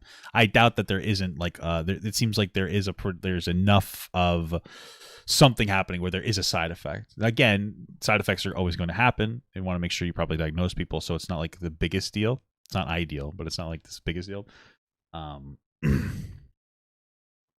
But yeah, you know what I mean? Like, it seems like there's probably some kind of an issue there of me fucking shit. I'm going to lose again. Holy fuck. You don't have any evidence to dispute the claim I had on the official website. You don't have one article that says that. Even, and you know what the thing is? Even if it was like as low as like 5%, or if it was like, oh, like, you know, you can't even be, it doesn't even matter. A child should not be able to take that risk. A child shouldn't be transitioning genders. Why are you acting like the percentage even matters? So I think. But didn't Kelly go though? Kelly do that? There's so many things that she keeps saying, but like, she did all these things. She was a child when she transitioned, and like, children shouldn't, like, are you gay? Do you want to be the only trans person? Like, what the fuck? Oh, it teleported at me. I'm gonna come. I'm so confused. Kelly's so inconsistent. It's fucking crazy. Oh, I'm getting my fucking asshole dumpster. This is insane. Holy shit. That ultimately this comes down to like a risk-benefit analysis. But if you would have read the article that I sent you and looked at the citation of the medical article it's referring to, it literally states. I did read the article you sent me. It literally states that if you're on puberty blockers, I'm not gonna, and you stop taking. Can I finish? If you're on puberty blockers, please allow me to read from this peer-reviewed study. It claims. Okay, then stop making false claims. And I've already told you that didn't happen. I'm reading from peer-reviewed studies, and it claims that if you're on puberty blockers and you stop taking them, your endogenous puberty will resume. That gonadal function is promptly restored, and reproductive potential appears normal in young adulthood. I have another peer-reviewed study I can give you. I have another peer-reviewed study I can give you that says in cases where puberty blockers are used, individuals must cease therapy for up to 1 year in order to resume the production of sperm. If you're only on puberty blockers and you stop taking them for just about a year, you're able to regain fertility in the overwhelming majority of cases. This is what the science shows. And you think it's completely different when estrogen is involved? Well, if you have estrogen involved, and you're going to continually take estrogen, then that's going to continually suppress your fertility. But if you stop taking the estrogen, then you often Dude, you don't let me speak. You often can become fertile. You just want again. to read every study and then be like, "Oh, this is fact because it's peer reviewed." Can you have a friggin' conversation? That's what I'm trying to do, but you're not letting me. You're not though. You're trying to talk over me. You're not trying to let me. Well, I mean, the whole thing's a shit show. Like I said, women don't know how to have conversations. That's why they shouldn't be leading the country. Okay, I'm joking. For the sake of monetization, but well, I mean, you kind of have to come at this with facts, no? It helps to have like sources. It's helpful when you're trying to display information. Let me speak. I was down to let you speak, but you seem to be very intent on talking over me. You've talking over me like 5 times, but okay. Oh my god. Have you seen this Naomi? Okay, and you've talking over me way more than 5 times. The fact that I'm hearing if you'd like to know what happens if you continue take estrogen, yeah, it's going to render you infertile in most cases while you're taking the estrogen. And what it seems to be the case is if you go off the estrogen, then you are likely to be able to become fertile again. Although, you know, the evidence on that is still pretty limited. So why are you messing with the fertility of children? Well, I believe that we should give them access to fertility counseling and banking before they start on puberty blockers and cross-sex hormones. That way it's not really a concern. Maybe we shouldn't be like messing with children's gender. Yeah, so why or we can just like give them access to fertility banking and then follow evidence-based medical guidelines, which are shown to improve their lives. I don't understand because Kelly transitioned. I don't know why you're so hyper-focused on wanting kids to transition so bad. Like it's kind of scary. Here we go. This is how you like. Listen. If you have Kelly's argument, that's fine. But now we're going into we're going into grooming territory. I don't know why you're so obsessed with kids. By the way, Kelly transitioned as a kid, but I don't know why you're so obsessed with kids and trying to transition kids. It's very intentional. She's trying to suggest that she's like a fucking she's a groomer or something. That's where the energy is going. And if you're like, no, he's not. No, she's not, Papa. You're wrong. I don't know what to tell you. This is it's now like a virtue signal about kids. That's what it comes down to. Like, it's really what it comes down to. Scary. Because it improves their mental health and their overall well-being, and this is what's shown You're in the saying medical that based literature. off of some peer-reviewed articles, which you can't even really confirm or accurate. You just say, oh, it's a legitimate website, it's a real study, so I believe it. Well, Well, I look at peer-reviewed the I look at the is study, probably and I more actually read the whole study, and I understand what's going on in the data, and I take a holistic approach to science, where I think that you need to look at the entire overwhelming body of peer-reviewed evidence in tandem, because obviously any study you read is going to have weaknesses, it's going to have limitations, but when we find the exact same result again and again and again, study after study, with different factors, with different sample sizes, with different variables, time and time again, all point to the same study, in the systematic literature reviews, which we have systematic literature reviews spanning dozens and hundreds of studies on medical transition, Holy and they find balls. overwhelmingly this exact same result time and time again, that medical transition improves the lives of trans people and trans youth, then yeah, that starts to be pretty convincing. You know, you're the type of person that's so good at using big words to like make yourself sound super smart. So And I it's guess like the reality is, regardless of all these BS studies, which a lot of the conclusions are based off of very little. Bro, Kelly, you're doing a real bad job. I wonder if people are listening to what she's saying, going, "Yeah, fucking based queen." This is rough for you, girl. You're coming off as like, even if you're right, you've come to this with like with a rubber band gun. You know, you brought a rubber band gun to the Alamo. You know, Data, in my opinion. You're talking about putting children on puberty blockers and messing with their gender. Oh, to me, shit. it seems predatory and not okay. Predatory? What kind of data? Woo! I'm asking- Grooming! Putting hormone blockers on children. I'm really Dude, curious, what kind we of like, got data the or evidence would groomers, you need to dude. see to We don't show need data or that evidence to know that something we is shouldn't be helpful? forcing kids, or that we shouldn't be allowing children who sometimes think they're Superman or whatever their imagination thinks they are. Whoa! We shouldn't be giving them the option to change genders. Well, we can actually collect evidence on these. We're hitting motherfucking grooming, baby! Woo! Holy fuck, bro!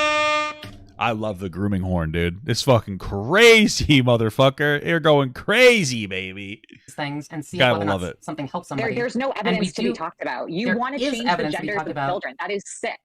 That is So- sick. You want There to is change the apparently gender. evidence enough. Hey guys, I transitioned as a 14-year-old. You're disgusting for supporting my ability to not be to be happy. Fucking sick, disgusting piece of shit. My name is Kelly Cadigan. I transitioned as a kid, and I'm still trans, and I actually am really happy with it. But I don't like that you're trying to help other people have a similar pathway to happiness and success for me. It's reasonable to be concerned about properly diagnosing, but holy fuck. Like, how the fuck are you going to listen to Kelly and go, yeah, it's fucking so based? You'd have to be an idiot to listen to anything that she's saying and think that what she's saying makes any sense. For the American Medical Association, the American Psychological Association, the American Academy of Pediatrics. It seems to be enough for every major When I medical bring up my institution. sources with my It seems to be statistics, enough. when I bring up It's- associations hold that up, don't let agree me with you. finish. Let me finish. The evidence seems to be enough. But never let me for respond. You every. just want to talk I for will let 15 you minutes respond. and Just let me allow me talk to for finish. 5. It seems that the evidence is enough for literally every major medical institution. So why isn't it enough for you? Okay, so I have my info. The director of the CEBMA, which is the Belgian Center for Evidence-Based Medicine, Okay. Dr. Patrick, hard to pronounce last name, Van Kroes-Sleven, has joined the growing list of experts criticizing the gender-affirming care approach for minors with gender dysphoria, So simply one because doctor? they don't think it's evidence-based. So if we go on to what they said, You're not even listening to what I'm Okay. saying. You're just citing Well, I want to hear what she's saying. one single doctor. I'm not citing just giving one me all single these- doctor. No, can I I'm finish? citing Can I the finish? If overwhelming. you're going to talk, let me finish now. Okay, yeah, I want to hear It's what she's because saying. you're bringing up all your points and being like, see, scientific What did the after doctor say? peer-reviewed article, like all these things are saying the same thing. And then when I bring my peer-reviewed articles, you always have something to say, oh, that one's not accurate. It's so hypocritical, dude. Well, Your just citation is just a single doctor talking about. well, let me their hear. I opinion. want to know what the Like- doctor has to say, Kelly. Tell us, because you know what, we should listen to it. Maybe the doctor has a concern. Maybe the doctor thinks that like it should be done more correctly. Maybe I don't know. I want to hear what the fuck the doctor says at the very least, like, take into consideration. Like, I understand because this Naomi person is like not letting Kelly finish. She's interrupting her the second that she's like, "Oh, this isn't." So I get it. Like, let her finish her point when she talks. But I'm just gonna fucking jump into stuff and like an idiot. Fuck. But what does he have to say? I think Not that a the single doctor. My overwhelming statement body was that he of just- evidence he went on a matters a list lot of a more growing than list what of one doctor experts. says.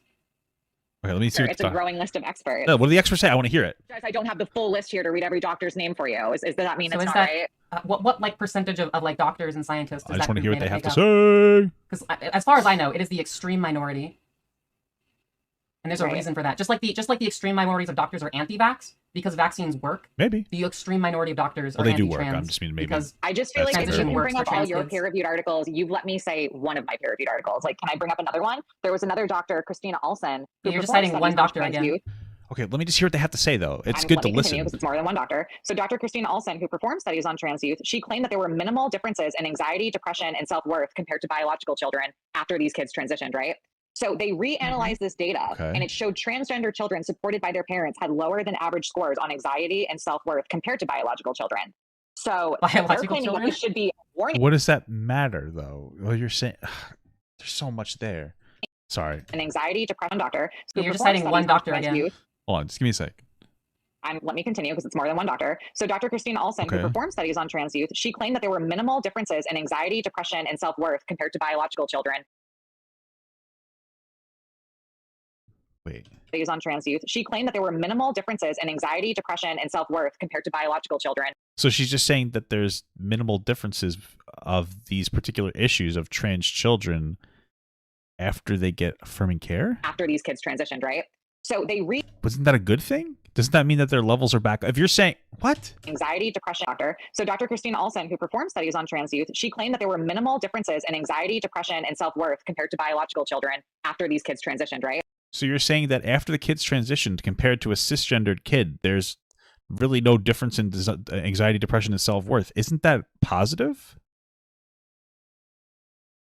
Right? Isn't that the goal, to make everybody the same level of happy for the most part? Right? Isn't that... I'm hearing this correctly, right? So they reanalyzed this data, and it showed transgender children supported by their parents had lower than average scores on anxiety and self-worth compared to biological children. Oh, okay. Well, I would expect that because they still have gender dysphoria, which is stressful, but they're still managing it. I don't understand. What's the negative here? So they're claiming that this should be a warning to everyone that not to accept all research at a surface level. And unfortunately, a lot of your... Well, that doesn't show us anything. All of it shows us is that the original research said that they were at the same level, and then the additional research says that the trans kids were actually slightly less happy with themselves. But that doesn't mean that that doesn't mean that this treatment didn't make them more happy than what they were. If you're down here and then now you're up here, you did a good thing. This doesn't say anything. This doesn't really say anything. Studies are very surface level. Your study was pretty surface level, but okay. Because, all the points I made in that video I posted last night, all of that. Did you watch it? I did watch it. If I recall, the first point you had was that the first study, you didn't like that 60% was the amount to experience remission from depression, even though 60% is better than the best antidepressant on the market. And the other thing you didn't because like... Because you're comparing it to antidepressants, which isn't a good comparison at all, because those are shit too. Okay. Well, so the idea is that, like, if these kids are depressed, it's a comorbidity to them having gender dysphoria. So since their depression went down significantly from treating their gender dysphoria, that means that it was a good treatment. That's I know that you just don't like medicine in general, but allow me to continue. So I know you like medicating the American public when they don't need it. Yeah, true. The other question you had about the study Kelly, was you wanted to see Kelly, I love what it you. would look like You're with so a longer smart. follow-up. I love you, Kelly. Like 10 or 15 years down the line. Fuck, you're one of the good ones. That's exactly why I cited the other study as well. Because the other study was conducted on adults, referring to their usage of puberty blockers as children, and would have contained adults up to 25 years down the line since their treatment with puberty blockers. So that second study I cited does include long-term samples. I found out that where they did a lot of that study was at like trans activist events. Do you really think people who detransitioned are going to be there? That study came from the trans survey, which also had a sample of detransitioners in it. Okay. Okay. That's just the facts about the trans survey. I mean, why would they be interviewing detransitioners in the first place for a study like that? Because they want to collect data on detransitioners as well as trans people. Oh, nice. But the question is literally, are you happy with your transition? Obviously, detransitioners are not happy with their transition. Right. They said that in the study. Okay. Okay. Whatever. And actually, if you want to look at the data on detransitioners from the trans study, it was the overwhelming majority of people who reported a detransition was not due to any internal factors like being trans was not right for them. It was overwhelmingly a temporary detransition due to external social pressures, like lacking the funding for their hormones or lacking family support or support from their friends and peers. Once again, showing this exact same trend that detransition is exceptionally rare, and it's often the case due to external social pressures, not due to somebody internally realizing that they were wrong about their gender identity. So that makes more sense, that they may not have had the emotional support or financial access to continue their transition. It doesn't make sense that they would only want to go on it for like 2 years and then come off it, like you were saying earlier. So that doesn't really make too much sense because you would lose like your shit, I think, right? I imagine you would like lose your desirability of your body. Fucking cucked liberal. I don't agree. I think it's kind of BS that like all of my peer review articles just aren't accurate or they're not logical, but yours all are. Well, It's maybe Well, they it's the just kind of suck. citations in your I don't peer-reviewed know. articles is right. There's one always a doc. Hold up, citation hold that's up, hold what's up. wrong with my What your peer-reviewed articles right? are referring to is one doctor said I this. didn't- Well, not for nothing, but like it's possible, and I might be wrong here. I'm going for a stretch here. It's possible that you're not correct, and so you don't have strong evidence.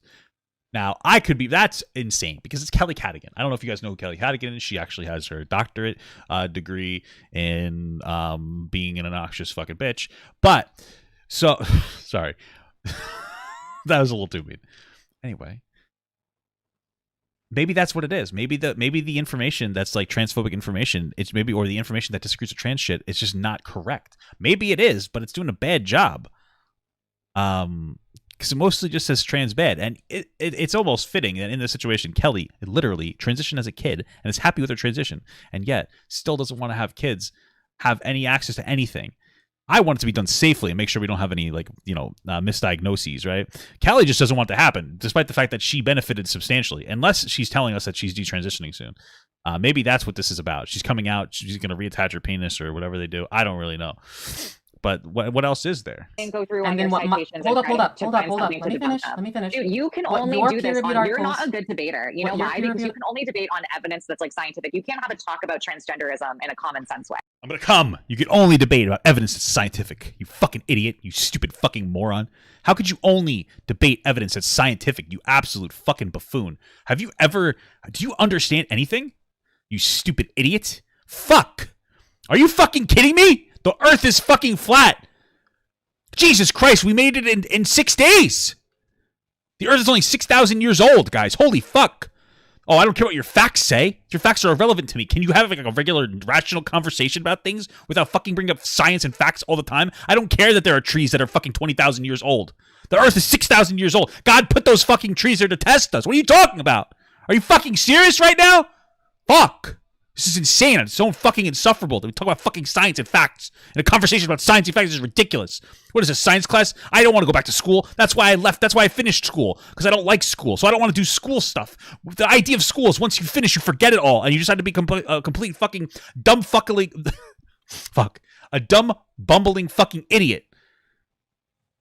Well, how did I take damage there, bro? See, I play so much better when I'm not on live, guys. It's all your fault, honestly. I shouldn't be losing this, but you guys are distracting me. It's pissing me off, frankly. You guys want to see me lose, so. I mean, we You can can't certainly do it, talk. can you? I mean, we can certainly talk about trans people in the abstract sense. Like, is but there you a weren't person able in to there, or is hold it up. just a robot that, When we were talking about being trans in the abstract sense, you weren't really able to give me any kind of concrete reason why, for example, a kid identifying as non-binary is harmful in any way. I gave you plenty of Wait, reasons. that's what Oh, we're I talking come- about. fuck. That's not what, Kelly, you're not even listening. What I said is, Damn, Kelly, not Kelly, listening. you're not listening to me. What I said was, when we try to talk about things in the abstract, can you listen? What did I just say? God, dude, what did I just say? So you were interrupting me to say that, like, you were talking about, I'm just referring to studies and evidence, and you want to have a conversation about transgenderism logically. So what did I say? I meant after Said I I'm said gonna that part. The come. part when we were talking over each other. What was I saying? I just gave you what you said. Can you tell me what I No, said? the part that when we were obviously that was before we started interrupting each other. That was the Damn. part I'll give that you you that. said That was last. good. That was slick of you. Yeah, you don't know what I said because you weren't listening, Kelly. But please allow me Right, to, but that to wasn't actually what I explain. said when we were talking over each other. I wanted to know what I said when you were talking over me. What did you say? Apparently, you don't know. Okay, so please allow me to explain what I was saying. And Catty! listen, we're going to have that conversation. Cat fight. So Meow, you meow, wanted to meow, talk meow, about meow, things in like the meow. abstract sense. Oh, you When we were fucking- talking about things in the abstract sense, Fuck. you couldn't give me any reason why a kid identifying as non-binary is harmful. Like any concrete reason. Because it's yucky. Because we should stick to kids knowing that there's men and women because that's what most people are. We shouldn't be Not all making the people, majority of the right? world transgender Well, I don't think Why that makes not? them transgender, but okay. because it's not normal. That's the ad Do you populum think fallacy. it's a good thing? Dude, I'm transgender, and at least I can admit that this isn't I'm like, it's not transgender. fun to be transgender. Anyone that's trans, if they're actually trans, Damn. would do So anything to just be born stop, cis. silly goose. Or I don't even want to say cis, a biological woman. I disagree with that. But I guess like I your don't think entire you're really argument, trans then. your I don't entire think you're really argument, trans then. your entire If you argument. enjoy being trans, you're an attention seeker. Okay, whatever. Your Well, to be charitable to Kelly, like it's not ideal to be trans, right? Like obviously, like any trans person I imagine would tell you that, hey, I wish I was born in the right body, right? Which I respect that and I understand that. So I get what she's saying. So sure. entire argument is just the ad populum fallacy. This appeal to whatever is normal is like right. Is that correct? Because Fuck, men fuck, and fuck. women are right. There are two genders. Do you What are believe? you talking Do about? you believe that whatever is Genders, normal baby. is morally right and correct? Like the majority of people. Okay, so if we Oh, go fuck. back like a couple hundred years, it was pretty normal to own slaves. Is kidding that me, dude? right or correct? Why are we talking? No, man, I've always been for I've always said free slaves. You know what I mean? Because why would you have to pay for them? Don't clip that, please. That was a joke. Talking about slavery. Because I'm showing you why the ad populum fallacy is a logical fallacy. Honestly, back then, a lot of Black people participated in the slave trade themselves. So, Well, okay, that is true, but I don't think that the question was do Black people love slavery. I think the question was just, hey, is slavery good? Me personally, I'm gonna say it. I'm gonna say it. This is a brave take.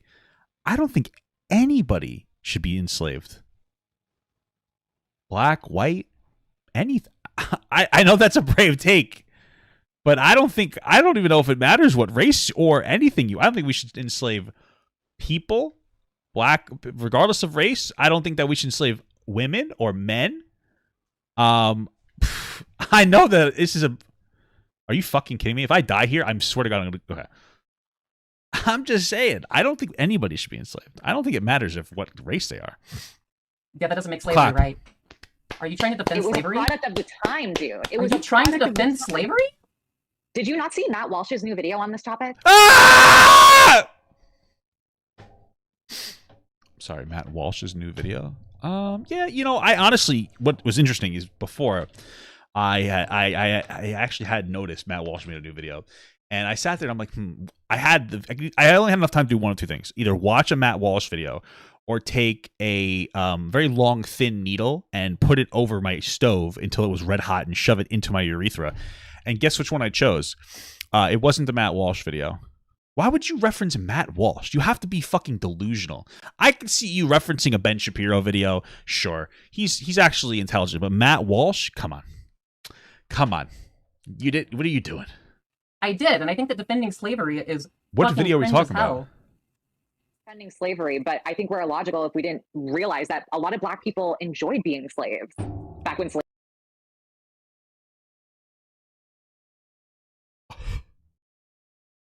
Oh my God.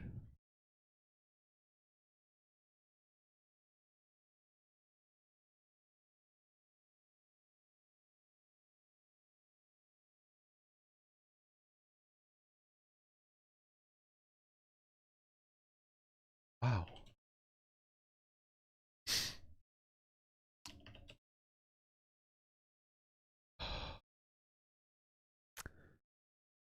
Wow. God bless Black people. I wish I knew. I wish I knew that Black people love being slaves. I would have. I mean, I could have voted differently. I could have done something to help. I don't know. Bro, are you? What video is this from Matt Walsh? I would love to watch this insane dribbling of this moron. Okay. Can somebody tell me the video from Matt Walsh? Slavery was a thing. How do you know that Black people enjoyed being slaves? I mean, it's just in history. I've read about a lot of Black people not only participated in capturing slaves, but a lot of Black people enjoyed being slaves. Because of course, when you're really? Brought up doing something like being a slave your whole life, it's all you know. I'm sure a lot of slaves probably enjoyed it and were happy because that's the only lifestyle they were aware of. That's cool.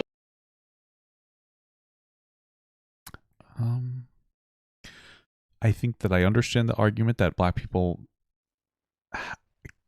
rationalized that they were slaves and that was like a trauma cope. But I don't know that they enjoyed it. I think that they might have been like, they might not. I don't know if they. I think they. I've heard at least one Black person say, "I don't want to be a slave." In fact, a lot of the Black people fought to not be slaves anymore. I don't know if you knew that, but wow, incredible stuff. Can you not think like that? Like, is it really that dense? I have never heard of somebody enjoying having to work countless hours on a plantation, being dehumanized and whipped and told they're not human. And yeah, but do you think that they treated slaves that bad?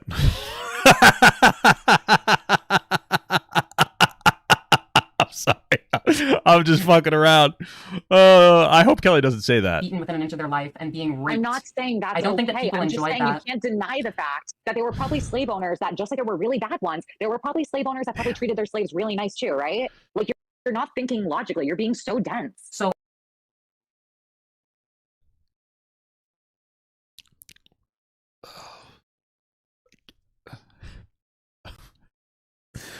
let's be. I'm sure that there were slave owners who treated their slaves well, comparatively to getting beaten. But what's the point of you saying that? What's the productive conversation out of? There were some good slave masters. I don't know if there's anything productive about that. I don't know. I'm sure that there was like a Huckleberry Joe, the nicest slave master in all the South. And he gave all of his slaves toffee every day after making them pick the fields. I don't know. Maybe he made a community slave rec center. Maybe. I don't know. I'm going to tell you something, though. I think that he's owning slaves still is not a good thing. I don't know. That's a hot take. I hear that's a brave take. Wow. I don't know, man. Personally, I don't think I'd want to be owned as property unless it was by Lucy Lawless, of course. Incredible. Well, I'm just going to say that in general, I think it's wrong to own humans. Of course. We're not. Of course, but it's not that bad. Defending slavery. I'm not defending it. I'm saying it was a product of the time. You said that black people enjoy being. This started because we were asked, like, hey, do you think that's like slavery is good? And the answer was supposed to be no, it was bad. It's like, okay, well, sometimes things that are normal aren't good. And that was the point of this conversation. We went a little bit in a different direction. Being slaves. I think there were probably a good majority of black people who back then were born and raised as slaves, probably because that's the only thing they knew. It was the environment they grew up in. If they had a slave owner who treated them well, they probably enjoyed their lives, a few of them. I think it's illogical to believe that every person who was a slave back then hated their life. I truly think that's illogical. I do. I'm pretty sure that there's a difference between saying that you think that some slaves were able to cope with being owned as human property versus saying that they liked it. Those are two different things, by the way. Being owned is not a good thing. Because you grew up in this generation and this is what you've been taught, and we know these things now. No, back then, not just because those societal standards were not created yet. Not just because I grew up in this generation, but because I can think logically and morally on this topic, and why it is unfair to own another human based off of their birth as having like a certain skin color, for example. That's unfair. I'm pretending like I'm saying it's okay to own slaves now, because that's not what I'm insinuating. That's what you are kind of are. Slavery. You kind of are insinuating that. It's pretty bad. You the facts. Aren't you all about facts over feelings? Yeah, and I believe that slavery is immoral. Right, and I do too. But the fact was, back then, I think you're illogical if you think that some of them didn't enjoy being slaves or enjoy their lives. Why would anyone enjoy being a slave? That's the environment you grew up in. That's all you've ever known. So if you grew up in that environment and you have a slave owner who treats you well, that's just all they know. So they probably were happy about it. They didn't know freedom. Why is it Bro, how the fuck did I get canceled on TikTok for saying some racist shit? This is insane. I said some ignorant stuff. Admittedly, okay, I'm not gonna lie, I'm not proud of it, okay, but I never said, and a part of it was still to get a rise. You know, I would make some of it would be like racist jokes, but I was angry, so I was like, oh, I said some dumb shit, like if black people should stop using the N-word if they don't want white people to use it. Really dumb shit that I'm not proud of ever. But what the fuck is this? What the fuck? What the hell's happening here? She's saying black people fucking loved slavery, or they fucking enjoyed being slaves. It's insane. Come on, dude, this is fucking bonkers. I'm shitting, coming, and farting right now. Hard for you to understand this. What does like a slave owner treating their slave well look like? Oh, no. I mean, back then, I'm sure some of them, I'm pretty sure they fed them, right? Or probably that like they weren't whipping anybody or like not tormenting anyone. Just like, I don't have like specific details. The bare minimum, honestly. Okay, so as long as they're like, as long as you're working inhumane hours on plantations, but you're being fed, then that's a good thing. Again, I'm not saying slavery was a good thing. You're not gonna like try to make it seem like that's what I'm saying, because so bad. Okay.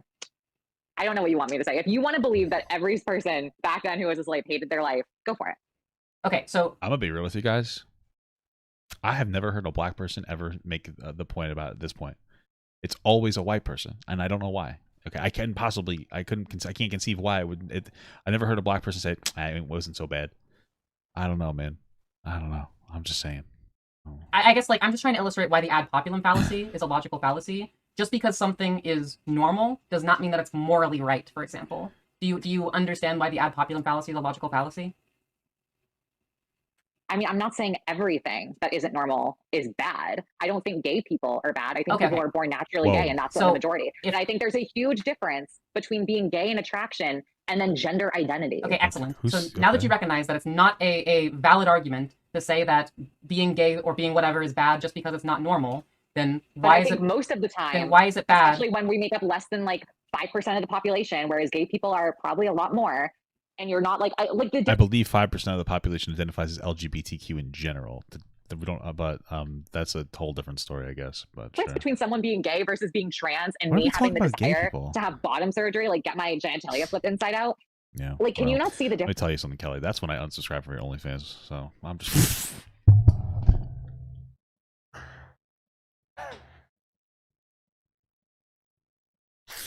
I'm sorry. I'm being a little too much today. I'm so sorry. I'm so sorry. I'm so sorry, dude. I'm so sorry. Okay. I'm fucking killing these jokes. I'm doing too much today with these jokes. Difference in like mental sanity there. So there's my obviously God. Like you differences realize between, like that's different, there's right? obviously I'm differences sorry. between trans and gay people. So my question is, if being abnormal is not wrong, then what's wrong with being, say, trans or intersex or non-binary? Because you know it's completely different. You're not cutting off body parts when you're gay. You're not going under the knife when you're gay. You're not changing like your pronoun and your entire identity when you're gay. It's just who you're attracted to. Okay, so what's wrong with changing your pronoun? Oh my God, because the majority of people should not be wanting to live this lifestyle. You're advocating Why for not? a life that Advocating. isn't that great. What's wrong with changing And you your, want like, to why put is it that on wrong not to only change on your adults, pronoun? you're pushing that on children. Listen, there could be a little bit of glorification of the lifestyle to some younger people in a way where, like, I don't think it's trans people. It's like trans-trenders. Those are not trans people. So I get that. Like, hey, listen, like, you know, go glorify the lifestyle. But I don't think most trans people are glorifying it. I haven't seen any, like, this girl here glorify it. But that's totally separate from just making sure that you properly diagnose people that have gender dysphoria and helping them. Like, I'm not trying to push anything. I'm trying to say that people should be allowed to access this care and people should be allowed to express themselves. That's not the same thing You as trying make to push videos on something. TikTok, dude. Who do you think the majority of the audience is on there that's seeing that? Probably kids. Cringe. From Gay what I've seen in my kids? community is mostly people who are in like the 18 to 24 age range. But Regardless, what I Well, everybody's gonna say they're 18 on there, but you know what I mean. I mean, let's be real. Kelly, let's be honest. Who's most of the people that are they're going to your page? They're people that are gross men trying to jerk their ding dangs off. What are you talking about? Like, you promote your OnlyFans on there. You know what I mean? I don't know. What the fuck does it matter? Definitely not black people anymore. kids are going to see your content. what I'm still asking you is, like, what makes it wrong to identify with another pronoun? And we've already established by saying it's not normal is a logical Because fallacy. there's a man and a woman. There's men and women. Man it's and a he, woman. him, or she, He, her. him, she, her. That's the her, reality. she. What's wrong with Candy using a different bar. pronoun? I have diabetes. Because it doesn't exist, and you're teaching children something that's Doesn't false. exist. Oh yeah. What if I was a You don't think that doctor? Gibbons pronouns exist? What if I was Dr. Gut? Huh? You gonna respect that pronoun, motherfucker? Huh? Ha, gotcha. I fucking got you, dude. Yeah. Sis, I think they whatever. exist when you say like they're over there, like they anytime, you know, but like it's only when you don't know their preferred pronouns, you know, or you don't know that person. Whatever. Who gives a shit? Or if you, like, know that just they're call somebody by their non-binary. name. Who gives a fuck? I don't care. If I know that they were non-binary, I probably just would go out of my way to not associate with them. Bro, And look at that, you just called normal them- conservatives don't give a fuck about any of this shit. They're just like, whatever, I don't care. Like, you do you as long as you're not hurting anybody. All right, this woman's fucking not a normal conservative. It's a weirdo. It's gonna be crazy. We're gonna see Kelly Cadigan go through like I'm like literally gonna be like the next fucking Blair White. It's gonna be fucking bonkers, dude. Literally said slavery was based. them. I mean, right, because I don't know if it's a man or a woman biologically in this case that we're talking about.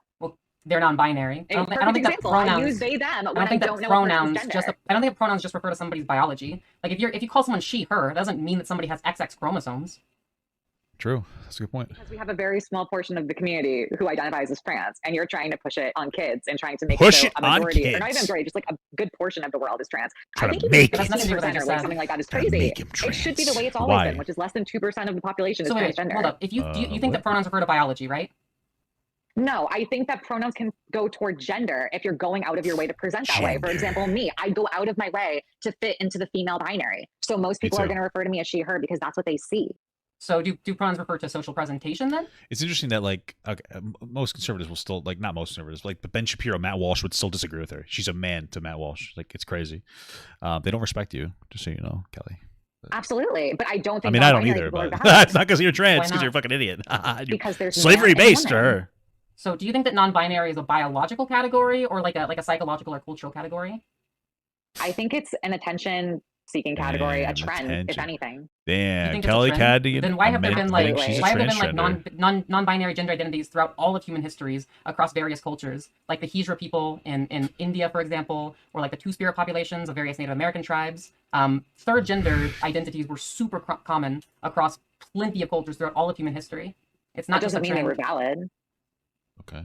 What makes it valid then? Doesn't necessarily mean that they're valid. What it does show us is that there does seem to be culturally, like across different cultures, more than two genders, which means that there might be some kind of that social construct might have been created due to some kind of actual human idea of a third gender. Does that make sense? We've observed it over multiple societies, which means that there might be something inside of us that causes people to have a separation of gender and sex, and then also identify with their gender outside of what their sex is. It's not that deep. Like, who gives a fuck? If you're born with, can I say penis? If you're born with a penis or a vagina, Penis. That's what makes a gender identity valid. Penis. A penis or vagina. Penis or vagina. that means you're either a man or a woman. Absolutely. And then there's a very small portion of the population that has body dysmorphia and will do anything to go out of their way to present as the other gender and be seen that way. That's what a true transgender person is. True transgender. Okay, I just don't see how we keep on flip-flopping between pronouns are a construct of society versus pronouns are a construct of biology. Like you keep on because I flip-flopping don't on think this. pronouns should even be a topic of discussion. If you're trans, you need to earn your way. Earn your way. I earned my way to get here and to look like this and to have people see me and see she, her without me having to why say should it. you have to earn your pronouns? Because we're a very small portion of society. I don't know why this is so crazy to you. You realize we're not logical technically. I mean, not you personally. I don't know what surgeries you've had. I mean, I'm perfectly logical. That we transitioned. I mean, I love who I am, but I'm not a biological woman.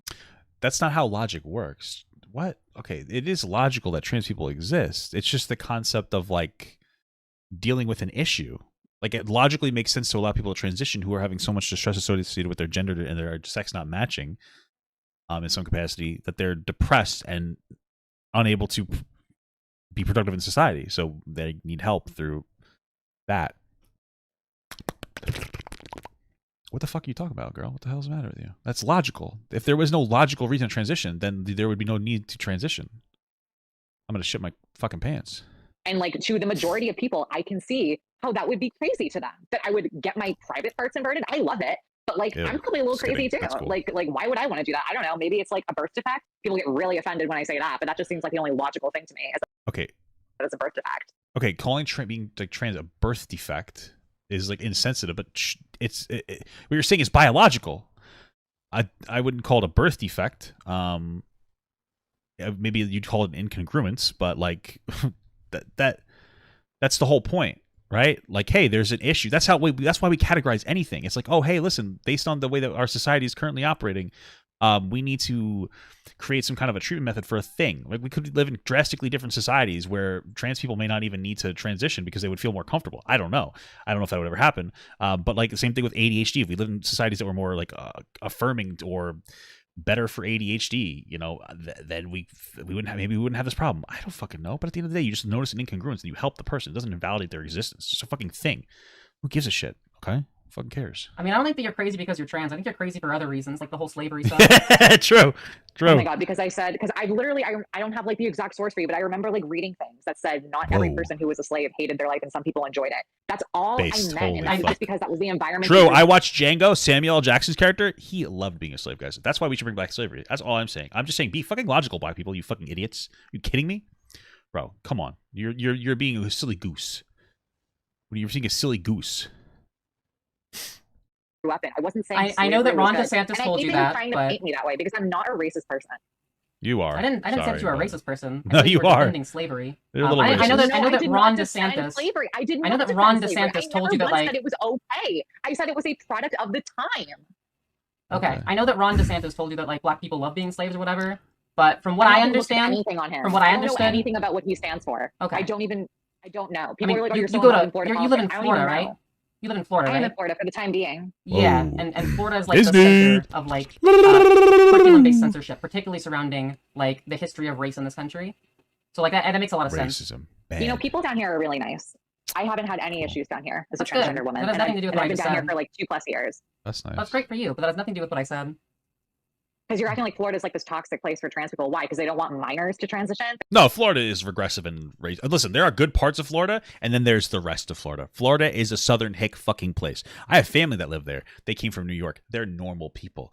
Okay, everyone else down there, once you get out of fucking Disneyland, Disney World, these people are fucking insane. Okay, they have crocodiles as pets. I just wanted to tell you, they're not the worst people in the world. A lot of them are old. They can't even see. Then they look at you and you're very passable. So of course they're not even going to realize that you're trans, which is your privilege, your passing privilege. But people in the fucking Florida is the South. I don't know what you want me to tell you. It's crazy. They don't want minors on pharmaceuticals. I think that Florida's a toxic place for humans because they're trying to deny the reality of history by not teaching about like slavery or racism. I mean, I don't know about that topic. Unless they're going to teach that black people love being slaves, I don't really see the logic in teaching slavery, guys. Teaching about slavery anymore. There was like an addendum in the Florida educational curriculum where they had to remove any reference to race from the Rosa Parks story, for example, because mentioning her race at all would have made the story too woke and would violate Florida's Stop Woke Act. That's crazy. So the way that the story reads now in like Florida curriculum is that Rosa Parks refused to give up her seat on a bus to somebody who asked her to give up her seat, and she was a hero, and that's it. They can't reference race at all. Hey, the base there. That seems like a disastrous miseducation and denial of history. I don't see color. I mean, yeah, I didn't know that. I don't really know why that has much to do with what we're talking about. I brought that up because you you live in Florida and your understanding of like racism and slavery seems deeply flawed, which would make sense given like that pushes to ban educational curriculum on like the history of race in this country in Florida. Because I brought up a factoid that a lot of people believe to be true. A factoid? Believing something true, it doesn't make it a fact. It makes it an opinion. And thinking that black people like slavery I don't think that's right. I don't think I like that. So just because it wasn't written in the history books, that means it wasn't true. Okay. It's not what I said. Kelly said I lost. Well, it's what you're insinuating, right? No. What I'm insinuating is that being owned is a bad thing. What? No one said it wasn't. Why are you trying to... See, when you say stuff like that, you're trying to make it seem like I'm agreeing. Like I'm saying like the opposite. You said that black people enjoy slavery. Like owning humans is a bad thing, and like people don't enjoy being owned. But you seem to say that there were certain people who were like they love being slaves, they love being owned by other humans. Then no, okay, that's all they knew. It was the environment they grew up in. That's human nature. Do you not understand? That's not enjoyment. That's cope. You call it like a fucking trauma response. I think it's a much more accurate label. But you're saying that they enjoyed it. Like you're not operating in this with the sensitivity that this subject requires, and you're saying something. You're out of fucking ignorance. That should have deflected. What the hell? Like you're not right. Like you're being fucking stupid as hell. Like nobody enjoyed it. I'm sure that there are people who coped with it because if not, they would take their own lives. But that's not enjoyment. Not take. So what if like humans grew up in an environment where it was normal to recognize a third gender population, such as the Hijra over in India? Is that okay now? No. Were they grew up to what? To recognize a third or non-binary gender identity, such as the Hijra people of India. Yeah, what if we just didn't care about this? Like none of this fucking shit matters. I mean, I just feel like in reality, there's no way to even think about that logically because there's just no third genitalia. There's penises and vaginas. So what is non-binary? Just butthole. Vagina who says they're non-binary and has they them pronouns. Non-binary is not a biological sex. It's a gender identity. A gender identity is a self-perception in relation to the cultural and sociological categories we create surrounding gender. And in what is non-binary? In modern westernized societies, we would typically have this non-binary then? What are you? What is non-binary? Non-binary refers to a gender identity or a self-perception which doesn't fully align. What is that gender identity? I'm trying to explain it to you. That doesn't fully align in terms of man and or woman. Man and or creature. Okay, so a tomboy or tomgirl, right? No, gender expression is different than gender identity. So pretty much in your guys' world, tomboy and tomgirl doesn't exist anymore, and you're just not binary. No, not at all. Because a tomboy would be somebody who identifies as a girl, but they express their gender in a more masculine way. And a femboy would be somebody who identifies as a boy, but expresses their gender in a more feminine way. Meanwhile, a non-binary person would be somebody who identifies as neither a man nor a woman, and then they can express their gender however they like. Great, but they're still just a man or a woman. Are you talking biologically or sociologically? Both. Well, I mean, obviously... No one else in society is going to see them that way. No one else, even the people that are woke, do not see them that way. They just say they do. You realize that, right? I mean, I'm woke, and I see non-binary people as non-binary. I legitimately see them that way. So I don't know why you're trying to speak for me on that matter. But, I mean, obviously, a non-binary person is going to have a biological sex, and obviously, the way in which they move through society, people are probably going to perceive them in kind of one gender category or the other. That's how things are. But they can still have a different gender identity or a different self-perception, a different sincere identity. And what does that mean, besides a pronoun change and a change of clothing? It's a self-perception, just like I said. And what is that and that's it? Yeah, So a gender identity is a sincere self-perception. Self-perception is a new gender identity. That's what identity is, yeah. So disrespectful to people like me who are like actually trans. Well, it's just like taking the title for the fun of it. I'm actually trans, and I don't see it as disrespectful at all, because You're my actually identity does not depend on whether or not other people are going to validate it. So like, it really doesn't offend me either way. Maybe Kelly's if it didn't matter, why would you change your pronouns in the first place? Well, I mean, I would prefer it if people called me by she, they pronouns, but obviously they don't have to. And what's the point that's just of that? what I prefer. If people can call you she, her, what is the point of they, them? I also enjoy being called by they, them pronouns. That's fine. Oh, fuck. It just seems like nonsense to me. I don't know. Yeah. Why is it nonsense? Because hey, sports seem pretty nonsensical to me too. Kind of WWE, kind of gay if you think about it. But at the end of the day, God bless them. You know what I mean? God bless you if you like the WWE. Sometimes I would have liked it, but you know, you can never replace the Stone Cold era, Attitude era. Really can't beat that. But you know, just because something feels nonsensical to you doesn't mean that that it's wrong. You know what I mean? It doesn't mean that it's wrong. It does not mean it's wrong at all. Okay. That's all I'm saying. I made an actual transition. I don't have to tell people I'm trans for them to call me she, her. So there's not one single non-binary person who's going to be able to be like, oh, they're non-binary without having to tell them, unless you're super woke like yourself and you perceive non-binary people a certain way. Have you not seen any androgynous person where you're like, I'm not sure if they're a boy or a girl? If they're androgynous. You know what's interesting though? I just call them by their name. I don't really care. All this is fucking dumb. So I usually can tell if they're a man or a woman. But have you ever seen anybody that you couldn't tell? Usually. Good question. Is WWE going to be outlawed if they ban drag? Oh, maybe. I don't know. That's interesting. You can tell most of the time, unless they're on HRT, which in my opinion, if you're a non-binary person going on HRT, you're either confused or you're actually trans and you think you're non-binary. Okay, so just so you know, I know that we generally make, to simplify things, we say like non-binary and trans, like, or okay, non-binary people can have diagnosed gender dysphoria. You don't have to identify as a man or a woman to have gender dysphoria. So those are two separate things. We generally will say non-binary versus like a gender dysphoria person, because like I would say most people that are like have gender dysphoria are like either men or women. But that doesn't mean that you can't have gender dysphoria, and it's perfectly logical. What are you talking about? Who gives a fuck? Like, it doesn't really, like, have you ever fucking like maybe seek information outside yourself, Kelly? I don't know. You sound like a silly goose. You're a silly goose. Okay, so that doesn't answer my question. What was that My Mal question is, Walsh have you video? ever seen somebody that you're really unsure of what their gender is? Yeah, No, I've seen liberals before. I mean, gender, I don't know because I don't believe in their You gender. can always tell what they are biologically. A liberal. For sure. I've seen fucking Okay, liberals. this test has been run so many times, and that's just not true. You cannot always tell. I can. Oh, you definitely can. If there's no I can. HRT I'm involved, fucking you 100% Superman. can. I'm fucking Superman, motherfucker. You can tell 100% of the time? Oh, absolutely. If there's no HRT, absolutely. All the time. Yeah, I don't think that's true. Do you know who Finster is by That chance? is so true. Finster, I already knew Finster was a dude. Do you know who Finster is by chance? Amazing. Where's the transition then? How are they becoming anything different besides clothing and a pronoun at that point?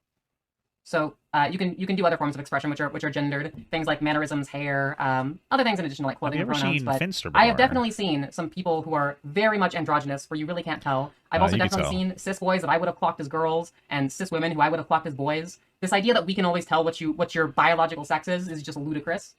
Does that happen to you a lot? Luda! You have some crazy people in your life.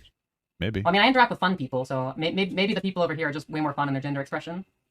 No, I interact with the same people. Okay. Do you think that I'm really trans, Tell Kelly? more. Fuck. If you're using a she, they pronoun, I don't think you're really trans. You don't think that I'm really trans? Why am I not really I trans? mean, first of all, I don't even think people who are non-binary are transgender at all. Because shit. regardless of if I believe non-binary is valid or not, non-binary is non-binary. You're not transgender. It's a different thing. Why are you calling it the same thing if it's different? Okay, what's the definition of... I mean, that's fair. That's fair to say that maybe it should be considered labeled a little differently, but I get that. Like, what's the common definition of transgender? Or how do you define transgender? To me, transgender is what I said earlier. It's someone who's born It's a category on a trans Pornhub. woman who's born biologically a man, who goes out of their way to go on HRT and hormones and get surgeries in order to emulate the look of a woman and be a woman in society. Or That sounds like the term transsexual. As far as I'm concerned, I was told that was an outdated term. I don't even know anymore because it's changed a lot. I'm all for reclaiming the term transsexual. I think that there are some contexts where it can be useful to distinguish transgender from transsexual, particularly if you're talking about like a medical context, for example. But the common definition of transgender just refers to somebody who identifies with a gender other than the one they were assigned at birth. And most people aren't assigned non-binary at birth. So if somebody identifies as non-binary, then they would be identifying with a gender other than the one that they were assigned at birth, and they would be categorically transgender. I don't think they're really trans. I think transgender is a very specific thing, and I truly mean that. So, like, I so don't think you're the same thing as me. You don't think that I'm transgender, but I take hormones. I don't think you're transgender. I take hormones. You have a decent following, right? You have like a decent amount of money. Have you not gotten a lot of surgery? Have you had any work done at all? I haven't had surgeries because I don't need surgeries to be pretty. So you don't feel gender dysphoria? Damn, that was harsh. Jesus Christ. Wow. That was rough. Sorry, that was pretty fucked up. Listen, everybody's idea of treatment is going to be different. Like, not everybody with gender dysphoria has to get the idea when you get diagnosed with gender dysphoria is to do as little as necessary to be happy. So if you need surgeries, that's fine. But if you don't, that's good too. But damn, she did grill her. She grilled the fuck out of her on that one. Damn. Jesus. Yeah. I do experience gender dysphoria. I just don't feel like I need surgeries to be pretty. Damn. It's not about being pretty. It's to cure your dysphoria. Right. So if just taking hormones cures this, or not cures, but treats this person's dysphoria, so then what the fuck do they need to continue on for? You know, like, what does it matter? I fucking picked the wrong thing, dude. This is stupid as fuck. Why does my fucking character feel so weak right now? Holy shit. Well, just taking hormones has cured my dysphoria, so I'm feeling pretty great about myself. See, I'm not even trying to like insult you. Like, it's the same thing for me. You did say that I'm not truly transgender. I'm going out of my way to want to pass really badly. Is that not something you desire at all? I mean, I do. I'm not trying to be rude, but Naomi passes better than Kelly Cadigan does. So, all right, I'm being honest here. I'm not trying to be a bad guy, but you know, I'm just saying.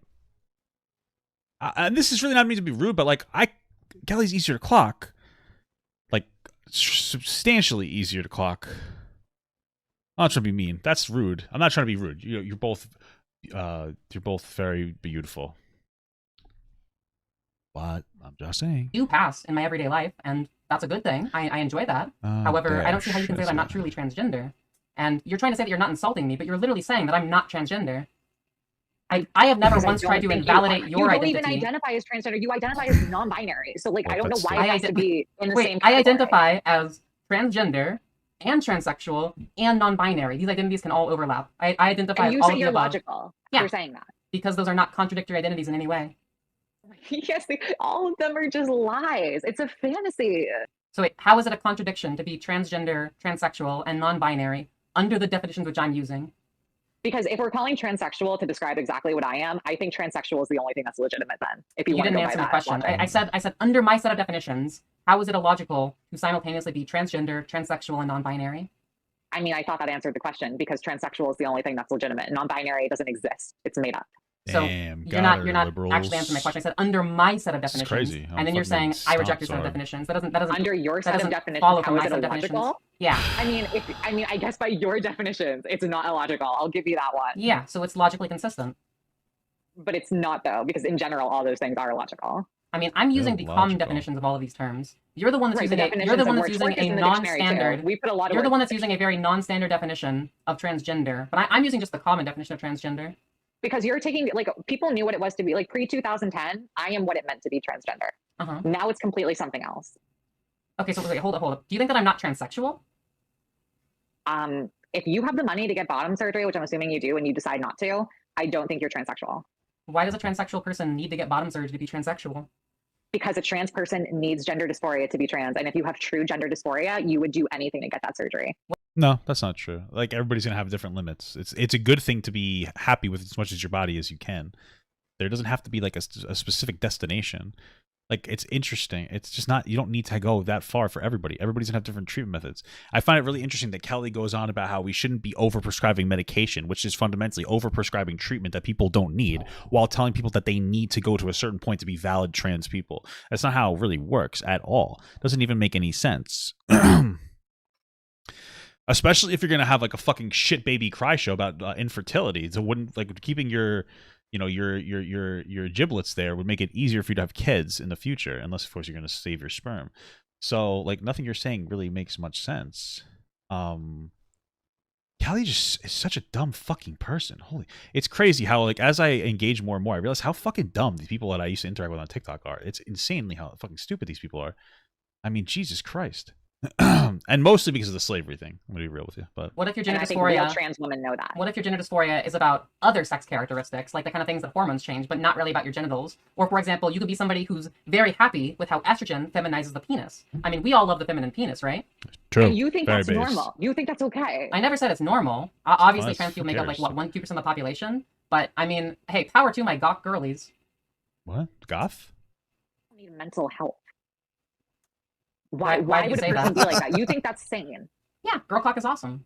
Yeah, it's all right. It's not. It's not. Why? Just because it's a fetish category and you make a lot of money I'm from not saying it. it's a fetish category. I'm saying that. I mean, it I mean, is. I think that the Kelly's just upset that she lost followers after she got their bottom surgery from her OnlyFans. I think that's what's happening here to cope. Sorry. mouthfeel of the feminine penis is better.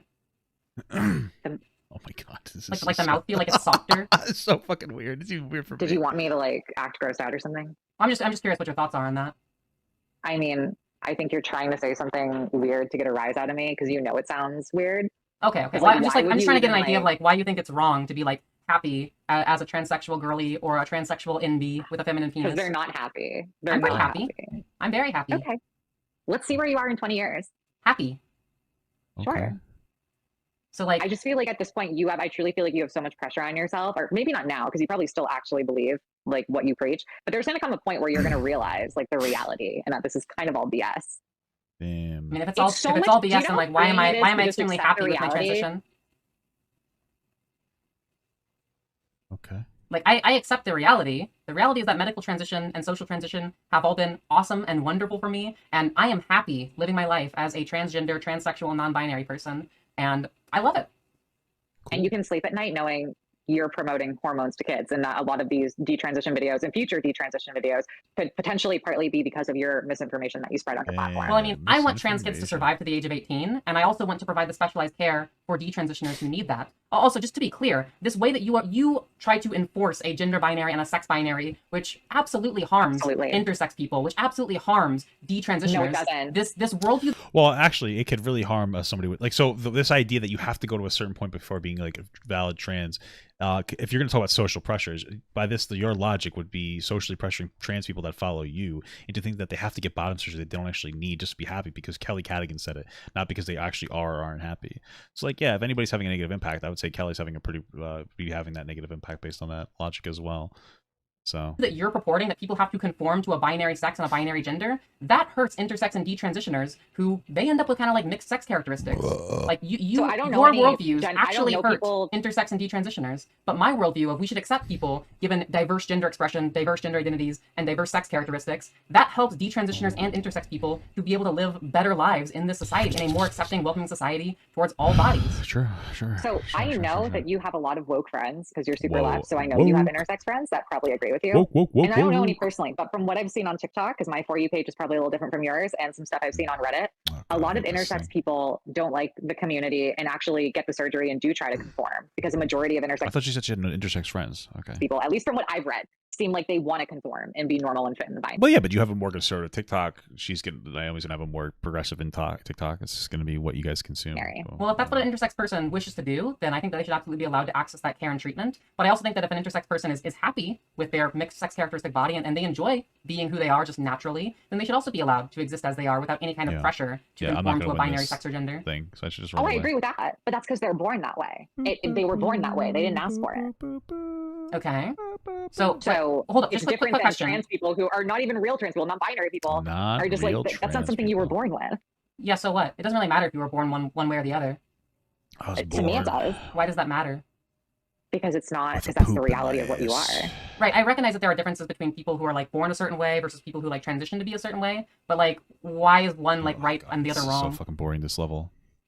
Because I've also I'm got not saying shit my way is pics, too, 100% right. so. I recognize that being transgender is a borderline mental illness, but I feel like a cure to that is transitioning and trying to pass. And So pooping. to me, I don't like to promote transitioning to children or honestly even to adults because this isn't an easy life. Like not everyone's going to have an opportunity to pass, you know, like this is just it's not the easiest road to take. I think people are. I mean, much it's happier obviously going to be when a they're lot. cis, I need to stop saying that word. When they're biological and they stay their biological sex. It's obviously and going to be a gender. lot harder for people to pass if you force them to wait until they're 18. But if we were able I don't to, think a if we were majority able of to people develop, should be if transitioning we at were able to all. develop better diagnostic criteria where we can accurately identify who would benefit from a medical transition and allow them access to puberty blockers and cross-sex hormones based off of evidence-based medical guidelines, then it'd be a lot easier for those people to pass because they would no longer have to undergo their natal puberty and be forced to undergo those permanent, irreversible changes that puberty creates.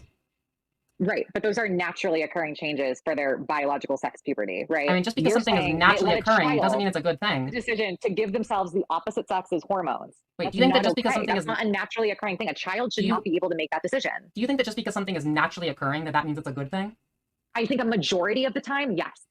Okay, so then that's not a justification because that's the appeal to nature fallacy. So just because something that being natural is and it's good like a majority of the time, doesn't mean that just because something is natural or unnatural, it's good or bad or right or wrong. So you need to provide like an actual justification why. I really for example, don't, because I think the majority of people recognize what I'm saying. Well, now you're again, it's common. Now you're once again using we shouldn't be giving. Now you're once again using the ad populum fallacy. What is common sense is a logical fallacy. What is natural is a logical fallacy. The majority. All of your arguments, Kelly. Naturally are. Kelly, all of your That's arguments. The reality. All of your arguments are just classic, well-known logical fallacies. The majority of people should not be transitioning their sex because it's not logical. It's a very life, and it's not like something that really cures a lot of like literally dysphoria in the first place for a lot of people. You literally conceded that under my worldview, it's completely logical. Let's see what we got here. But your worldview is not logical to me. Why is my worldview illogical? Okay. Because you're living in a fantasy world. What's my fantasy? Your fantasy is that you think that you're non-binary, that you're not just a biological man, I'm assuming, who, I don't know if you're on female hormones or if you just cross-dress. I really don't know the details of your transition, but to me, you aren't taking the necessary steps to do the same thing I did, which is to try to pass in society and to not harm children. Okay, so I'm just taking a look. I found, this is for research purposes, I found this website. I'm not going to tell you what, and this is a joke, by the way. None of this is true. That has a few different leaked images. And as I review the information here that's before me, I will say that I don't know.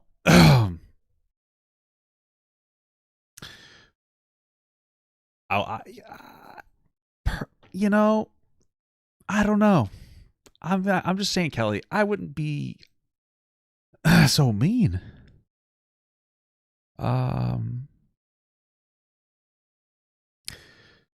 Yeah, that's all I have to say. I don't want to be rude or anything. We'll talk about passability. I don't know. I don't want to be too rude here. I want to keep going. Okay, so hold up. First off, I do completely pass in every way in my everyday life. So like I literally, if that's the bar that you're trying to set, like I literally meet that bar. But that doesn't explain like why my worldview is like illogical in any way. You're trying to explain why my worldview is illogical.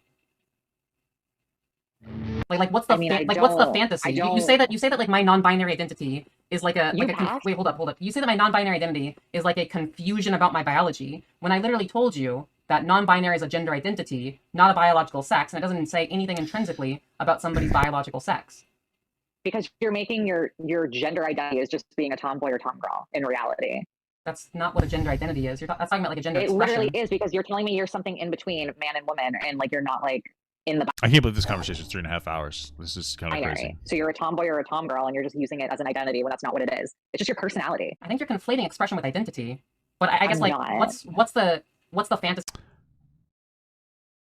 I feel, to be absolutely honest with you, I don't. People that's a positive for the trans person. Wait, do you know Kelly, how much pressure we put on kids to say they're happy? I let you finish your You point. are such a hypocrite. I don't think that I even need to watch the rest of this. Be probably more bisexual more often. I think a big reason why a lot of people are straight is because like they or gay is because it's like who you have the most attraction. I don't know how to really explain what I'm saying. Like I agree with you there, but doesn't that contradict your earlier claim that? Yep. Anyway, I feel like we kind of got most of it in the first hour and a half. They're kind of just going in circles at this point. We saw the racism moment.